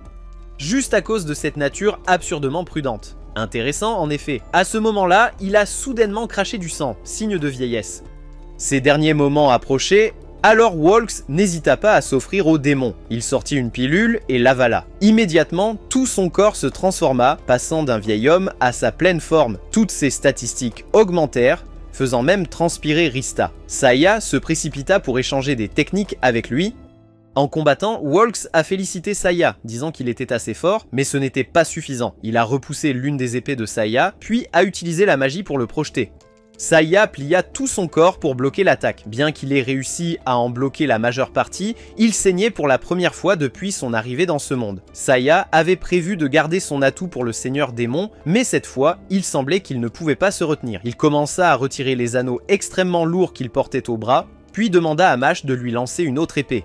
Avec les 2 lames en main, Saya les infusa de puissance de feu, prêt à affronter Walks. Les deux se précipitèrent l'un vers l'autre avec férocité. En combattant, Walks riait bruyamment, disant que Saya était un peu meilleur qu'avant, mais que ce n'était toujours pas suffisant. Il s'était adapté au style de combat de Saya. Puis Saya commença à perdre du terrain. Voyant cela, Rista voulut qu'Elulu utilise son amélioration de vitesse sur Saya. Pas besoin, et Loulou a refusé. Saya est prudent, donc dès que nous sommes entrés ici, je l'ai déjà renforcé. Mash et Rosalia voulaient se précipiter pour aider Saya à se battre, mais il les a arrêtés. Ils étaient trop faibles et ne feraient que mourir s'ils venaient. Après la récente attaque, Saya allait encore bien et se préparait pour le prochain round. Walks et lui se sont précipités l'un vers l'autre et un des bras de Saya a été coupé. Walks a ri sur le point de finir Saya, mais il pouvait encore se lever et bloquer l'attaque. Cela surprit un peu Walks. Saya n'avait-il pas peur de la douleur? Mais cela n'avait pas d'importance. Ayant perdu un bras, ses chances de victoire étaient désormais nulles. Saya ne le pensait pas. Il n'était pas le seul à avoir perdu un bras. À peine avait-il fini de parler que le bras de Walks tomba aussi. C'était la 9e technique de forme de Valkyrie, utilisant son propre corps pour renvoyer tous les dommages similaires à l'adversaire. Ayant perdu son épée, Walks n'avait plus que ses poings, mais il s'est quand même précipité pour bloquer l'estocade de l'épée de Saya, ce qui a entraîné un grand trou dans sa poitrine. La bataille s'est terminée. Rista courut rapidement pour attacher le bras de Saya. Après l'avoir guéri, Saya demanda également à Rista de guérir Walks. Pendant qu'elle soignait Saya, Rista se tourna pour dire à Rosalia de s'occuper de son père. Rosalia refusa de le reconnaître comme son père puisqu'il avait vendu son âme au démon. Immédiatement, Saya gifla Rosalia au visage. Crie ou jure comme tu veux, mais fais-le quand Walks sera mort. Pour l'instant, parle-lui dans ses derniers instants. Rosalia éclata en sanglots alors que Walks, avant de mourir, lui caressait encore la tête et lui disait qu'il l'aimait. 3 jours plus tard, les funérailles du général Walks eurent lieu. Rosalia fut promue successeur de la reine. Elle serait probablement une bonne reine. Quant à Saya, il dormait profondément depuis 3 jours sans aucun signe de réveil. C'était l'occasion pour Rista, alors elle appela Mash et Elulu, leur disant d'aller jouer quelque part avant que le gars prudent ne se réveille. Juste au moment où elle finissait de parler, Saya se tenait déjà derrière elle. Maintenant, Saya voulait discuter des plans futurs pour combattre le seigneur démon. Cette fois, lors de son duel avec Walks, il avait à peine gagné. Le seigneur démon serait certainement beaucoup plus fort, donc il aurait besoin de s'entraîner davantage. Cependant, cette fois, il n'y avait pas d'urgence. Saya accorda au groupe 2 à 3 jours de loisirs ici, laissant Rista bouche bée de stupeur, incapable de croire ses oreilles. Ce que Saya a dit était vrai. Rista, Mash et Elulu se précipitèrent joyeusement en ville pour trouver des plaisirs ordinaires, tandis que Saya semblait viser un plan différent. Mash et Elulu suivirent Rista. Ils n'arrivaient toujours pas à croire que Saya les laissait s'amuser ainsi. Profitons de cette occasion pour visiter le casino et admirer les belles filles en costume de lapin. Rista serra les 2 enfants dans ses bras en disant « Si nous allons nous amuser, nous ne pouvons pas nous habiller aussi simplement. » « Il est temps de dépenser !» cria-t-elle. Puis elle conduisit immédiatement les 2 enfants dans un magasin de vêtements, laissant Mash et Elulu choisir ce qu'ils voulaient. À ce moment-là, Rista remarqua la section des maillots de bain. « Pourquoi vendent-ils des maillots de bain ici alors que nous sommes si loin de l'océan ?» se demanda Rista. Voyant sa confusion, le propriétaire du magasin révéla à Rista qu'il y avait une source chaude célèbre dans la capitale. Des sources chaudes, le visage de Rista devint rouge alors qu'elle commençait à imaginer se baigner avec Saya. Réalisant qu'elle était inappropriée, elle se ressaisit rapidement et invita Mash et Elulu à choisir des maillots de bain avec elle. Rista regarda autour d'elle mais ne trouva que des modèles ordinaires et sans intérêt. « Les tailleurs dans le royaume divin sont tellement en avance sur la mode ici, soupira-t-elle. Soudain, une vendeuse apparut derrière Rista ayant entendu ses plaintes. Elle présenta immédiatement un maillot de bain à Rista. Il y avait un bas mais pas de haut en vue. La propriétaire expliqua qu'il s'agissait d'un maillot de bain topless. Rista n'aurait besoin de porter que le bas et elle serait la personne la plus remarquable de la région. Voyant la désapprobation de Rista, elle a présenté un autre modèle, un soutien-gorge asymétrique avec un côté couvert et un côté non. Même avec ce design audacieux, Rista n'était toujours pas satisfaite. Elle a crié au propriétaire « Je ne suis pas une prostituée pour porter quelque chose comme ça ». Sentant que le propriétaire ne l'aidait pas sérieusement, Rista l'a ignoré et s'est tournée vers Mash et Elulu pour leur demander de l'aider à choisir un maillot de bain pour Saya. Lorsque la propriétaire a appris que Rista était accompagnée d'un homme, elle a immédiatement présenté un modèle de maillot de bain pour homme avec une découpe spéciale, disant qu'avec cela, Saya pourrait se baigner tout en laissant sa trompe d'éléphant trempée dans l'eau. Rista bava et décida immédiatement de l'acheter, ainsi que le soutien-gorge asymétrique, pensant qu'elle pourrait le porter la nuit. La propriétaire était stupéfaite. Elle avait seulement voulu taquiner Rista, mais ne s'attendait pas à ce qu'elle achète réellement ses articles. Alors, elle décida de faire une réduction à Rista. Après les achats, Mash dit qu'il avait faim. Rista les ramena au palais, planifiant leur journée amusante en marchant. D'abord, ils mangeraient jusqu'à être rassasiés, puis iraient au casino pour un jeu, ensuite boiraient dans un bar, suivi des sources chaudes, et enfin, elle passerait la nuit avec Saya. Mais quand ils ouvrirent la porte de leur chambre, Saya était introuvable, même s'ils avaient convenu de se retrouver dans la chambre au coucher du soleil. Le groupe attendit 1 heure, puis 2, mais toujours aucun signe de Saya. Pensant qu'il pourrait être en train de parcourir les magasins généraux, Rista emmena les 2 enfants pour chercher. Elle chercha à de nombreux endroits, mais ne trouva Saya nulle part. À ce moment-là, Elulu avait un mauvais pressentiment. Saya serait-il parti seul combattre le seigneur démon ? Rista était certaine que ce n'était pas le cas, il n'y avait aucune chance que ce type extrêmement prudent ose affronter le seigneur démon alors qu'il avait à peine vaincu le général Walks. Rista se creusa la tête mais ne parvint toujours pas à deviner ce qui s'était passé. Sans autre option, Rista dut utiliser son dernier recours. Elle retourna dans le royaume divin pour demander l'aide d'Ishtar. En poussant la porte de sa chambre, elle ne vit pas Ishtar, seulement Arya en train de pleurer. En voyant Rista arriver, Arya l'a conduite pour rencontrer Ishtar. Elles sont entrées dans une pièce où Ishtar les attendait. Rista l'a immédiatement reconnue comme la seule salle de stockage pour les divinités. Ishtar savait pourquoi Rista était venue la trouver. Alors elle alla droit au but, informant tout le monde que Saya était partie seule combattre le seigneur démon. En entendant cela, bien sûr, Rista ne le crut pas. Ce type était trop prudent pour jamais accomplir une action aussi dangereuse. Ishtar savait aussi qu'il était prudent, mais il y avait un point dont Rista n'était pas consciente. Bien que les mots de Saya soient toujours tranchants et qu'ils paraissent distants d'eux, au fond, Saya a toujours été un jeune homme au grand cœur. Le seigneur démon avait une épée tueuse de dieu. Si Rista y allait, elle pourrait mourir aussi, alors Saya avait choisi d'agir seule. C'était pareil pour Mash et Alulu. Ishtar était assez certaine que les deux enfants comprendraient les actions de Saya, puisqu'ils avaient tous deux été sauvés par lui une fois. Rista n'y croyait toujours pas. Même si c'était le cas, il n'y avait pas besoin d'être si imprudent. Saya aurait pu complètement retourner au royaume divin pour s'entraîner davantage. À ce moment-là, Ishtar a affiché les informations de Saya pour que Rista puisse les voir.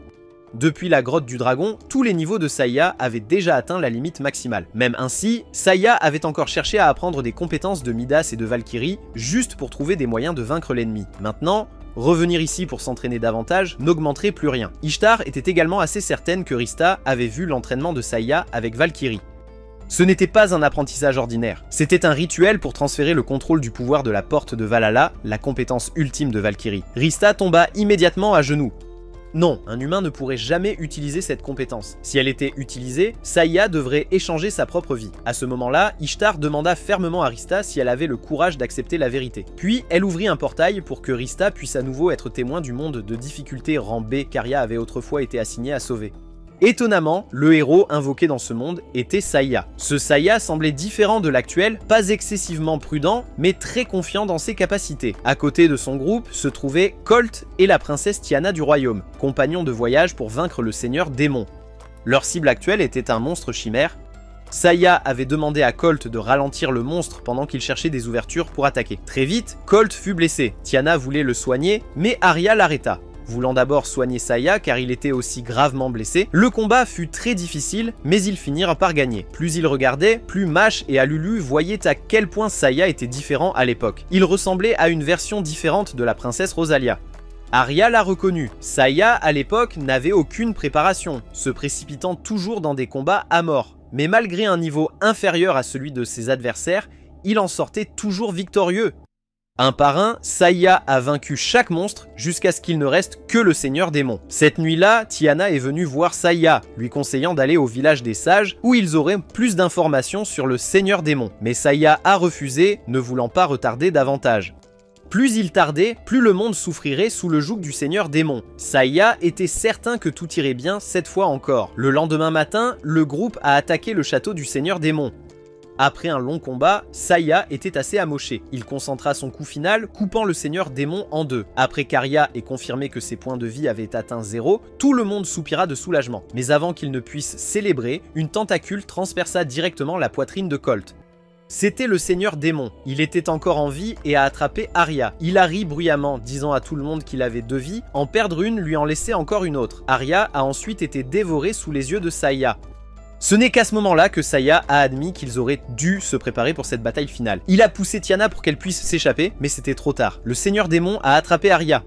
Il découvrit qu'il y avait une autre vie dans le ventre d'Arya. Est-ce l'enfant de Saya? Il l'éclata de rire, déclarant qu'il allait d'abord sortir le bébé pour le manger, puis ce serait leur tour. C'est suffisant. Ishtar l'a éteint. En se retournant, elle vit les yeux de Rista verser automatiquement des larmes. Oui, Ishtar était assez certaine que Rista reconnaissait maintenant sa propre identité. Elle était la princesse Tiana du passé. Grâce aux bonnes actions qu'elle avait accomplies de son vivant, après sa mort, Rista était devenue une divinité. Bien sûr, ni elle ni Saya ne se souvenaient de ce qui s'était passé dans le passé. Que Rista ait invoqué Saya pour sauver le monde de rang S n'était pas une coïncidence. C'était le destin des deux. Incapable d'attendre plus longtemps, Rista décida qu'elle devait aller voir Saya. Ouvrir un portail directement vers le château du seigneur démon était contre les règles, mais à ce stade, Rista n'en avait plus rien à faire. Elle était prête à accepter n'importe quelle punition.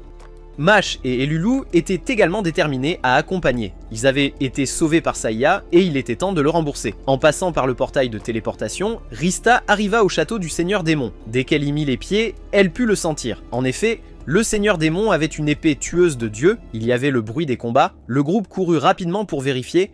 Il s'est avéré que Saya affrontait déjà le seigneur démon. En voyant Rista arriver, Saya utilisa immédiatement son dernier atout, ignorant les tentatives de Rista pour l'arrêter. Il invoqua la porte de Valhalla pour emprisonner le seigneur démon. Au début, le seigneur démon était confiant de pouvoir s'échapper grâce à sa résistance magique, mais cela n'eut aucun effet.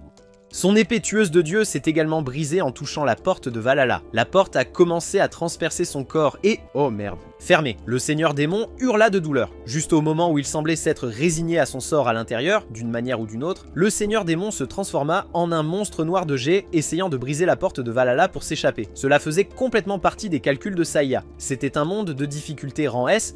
Il n'y avait aucune chance que le seigneur démon se soumette si facilement. Saya commença à canaliser le feu dans son épée. Il se précipita en avant, poignardant le seigneur démon dans l'estomac. Cela n'eut absolument aucun effet puisque ce n'était pas l'épée sacrée. Le seigneur démon frappa Saya une fois, le faisant cracher du sang. Mais cela ne fit pas abandonner Saya. Il sortit une autre épée et commença une tempête d'attaques. Le seigneur démon exposait toujours son visage pour que Saya le frappe, ne croyant pas que Saya pouvait le blesser avec cette vieille épée, jusqu'à ce que son corps commence à cracher du sang, le surprenant. Devant lui apparut une poupée. Rista la reconnut immédiatement comme la poupée qu'elle avait donnée à Saya. Ainsi, Saya avait préparé une méthode pour ce cas. Les épines de la porte de Valhalla pouvaient endommager le seigneur démon. Saya les avait utilisées, combinées avec les cheveux de Rista, pour créer une autre épée capable de le vaincre. C'était fini. Saya s'élança en avant, enfonçant son épée directement dans le front du seigneur démon. L'épée transperça son corps et à ce moment-là, le seigneur démon fut englouti par la porte de Valhalla. Après ce coup, Saya était également épuisé. Rista se précipita pour vérifier son état. Ayant utilisé la compétence interdite, le corps de Saya avait commencé à subir des contre-coups avec du sang coulant partout. Saya ne pouvait même plus se redresser, allongé à plat sur le sol. Rista ne pouvait pas laisser Saya mourir si facilement. Il avait promis d'aller au casino avec elle, de boire au bar avec elle. Elle leva la main vers le ciel, demandant de libérer tous ses pouvoirs de déesse. À ce moment-là, la voix d'Ishtar résonna, rappelant à Rista que le simple fait d'ouvrir un portail directement vers le château du seigneur démon était déjà une infraction grave. Maintenant, elle voulait aussi libérer ses pouvoirs. Ishtar n'était pas sûre de pouvoir encore couvrir Rista. Rista entendit, mais décida quand même de le faire. Elle croyait avoir été choisie comme déesse pour ce jour.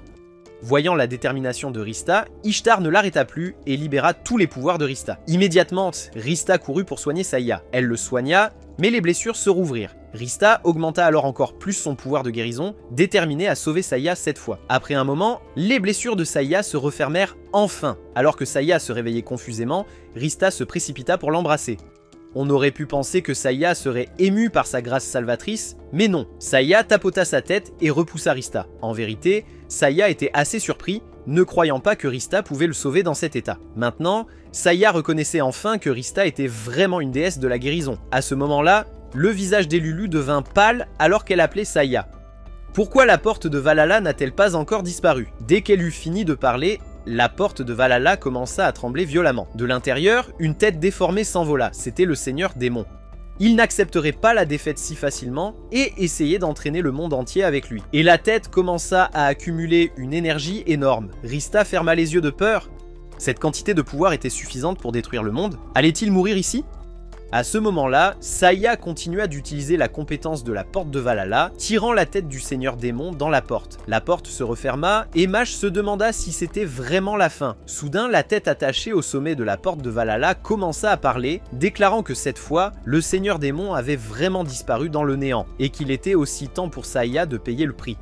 Le corps de Saya commença à subir des contre-coups. Rista se précipita anxieusement pour le soigner, mais cette fois-ci était différente d'avant. Sa vitesse de récupération ne pouvait pas suivre la vitesse destructrice dans le corps de Saya. Mash voulait que Rista ramène Saya dans le royaume divin, loin de l'épée tueuse de Dieu. S'il pouvait faire cela, quand Saya mourrait, il retournerait dans son monde d'origine. Rista voulait vraiment le faire, mais ne pouvait pas. Si elle arrêtait de le soigner ne serait-ce qu'une seconde, Saya disparaîtrait immédiatement. À ce moment-là, Saya sourit, louant Alulu et Mash. Les deux l'avaient très bien assisté, il n'y avait rien à critiquer. Ce monde avait maintenant perdu les 4 rois célestes et le seigneur démon. Plus personne ne pouvait les vaincre. Saya espérait qu'il pourrait suivre Rista pour protéger ce monde. Ensuite, c'était Rista. En la voyant pleurer si fort, Saya l'a prise dans ses bras. À cet instant précis, Saya se souvint de tout du passé. Il sourit. Heureusement, cette fois, j'ai sauvé Rista. Avec cela, Saya disparut. Après la mort de Saya, le groupe de Rista retourna à la capitale impériale. Le héros qui avait sauvé le monde était parti pour toujours. En entendant cette nouvelle, Rosalia reconnut enfin que Saya avait vraiment fait ce qu'elle ne pouvait pas. Il était un véritable héros du peuple de l'Empire. Mash et Alulu, les deux au sang de dragon, resteraient et rejoindraient les chevaliers royaux, continuant à protéger le royaume à la place de leur défunt maître. Quant à Rista, il était temps pour elle de retourner dans le royaume divin. Après avoir dit au revoir à tout le monde, Rista ouvrit un portail. Rosalia conduisit les soldats pour escorter Rista de la manière la plus respectueuse. Rista retourna dans sa chambre. Penser à la façon dont Mash et Alulu étaient soudainement devenus si matures rendait Rista très heureuse. Soudain, elle sentit la présence de Saya derrière elle. Elle se précipita vers son ancienne maison pour chercher, mais il n'était pas là non plus. À ce moment-là, Rista tomba tristement à genoux. Saya lui manquait-il trop? Rista s'allongea sur le lit, ne se levant même pas quand quelqu'un frappa. Arya dut déverrouiller la porte elle-même pour entrer. Elle est venue informer Rista qu'Ishtar voulait la voir. Voyant sa sœur avoir l'air si fatiguée, Arya lui peigna les cheveux, encourageant Rista. Cette fois, Ishtar voulait rencontrer Rista pour discuter de la responsabilité de libérer le pouvoir divin. Mais Rista avait réussi à sauver un monde avec une difficulté de rang S. Arya était certaine qu'il ne punirait pas Rista sévèrement. Après s'être préparée, Arya a emmené Rista avec elle. En chemin, elles ont rencontré Adonella, qui est venue encourager Rista. Cersei aussi, sachant que Rista était triste, avait même fait un gâteau pour elle. Midas était également présent, mais a été renvoyé dans la forêt par Arya. Toutes les divinités se souciaient de Rista, mais après tout ce qu'elle avait traversé, elle ne pouvait pas être aussi joyeuse qu'avant. Juste au moment où ils sortaient de l'ascenseur, ils ont rencontré Valkyrie. En voyant Rista, Valkyrie s'approcha et lui tapota l'épaule, l'encourageant à se remonter le moral. Bien que le héros soit mort, elle ne regrettait pas d'avoir enseigné cette technique à Saya. Après tout, Saya l'avait utilisée pour sauver des gens. Arya conduisit Rista pour rencontrer Ishtar, qui alla droit au but. Ristaz... Le crime était trop grand pour qu'Ishtar puisse le dissimuler, alors le Conseil divin avait infligé une punition à Rista. La punition serait de sauver un monde avec une difficulté de rang double S. En entendant cela, Arya supplia immédiatement Ishtar de la laisser y aller à la place de Rista. Le monde mentionné par Ishtar était précisément celui où Arya avait échoué des années auparavant. Le seigneur démon avait vaincu le héros et contrôlait le monde entier. Ce monde n'était désormais pas différent d'un enfer vivant. Malgré les supplications d'Arya, Ishtar ne pouvait pas accepter. C'était une punition spécifiquement pour Rista. Si elle ne se conformait pas, elle serait définitivement privée de son titre divin. Arya éclata en sanglots. Elle trouvait injuste pour Rista que ce monde soit trop difficile pour une déesse comme Rista, mais Ishtar voyait cela comme simple. Elle se leva et commença à raconter le processus pour vaincre le seigneur démon. Lorsque la porte de Valhalla s'est ouverte pour la deuxième fois, l'effet de l'épée tueuse de Dieu avait également été emporté par la porte. Les yeux de Rista s'illuminèrent, semblant comprendre ce qu'elle voulait dire. Normalement, une personne n'était pas autorisée à aller deux fois dans le même monde, mais ce serait un cas spécial. Ishtar fit apparaître magiquement un formulaire devant Rista. C'était le formulaire d'inscription de Saya. Juste cette fois, Ishtar faisait une exception pour permettre à Rista de convoquer à nouveau Saya afin de continuer à sauver ce monde de difficulté rang SS ensemble. Cependant, les statistiques de Saya seraient bien plus basses qu'auparavant. Rista regarda le formulaire et c'était effectivement le cas, mais il y avait un point qui la faisait encore rire dans la section des caractéristiques. Il était toujours répertorié comme excessivement prudent.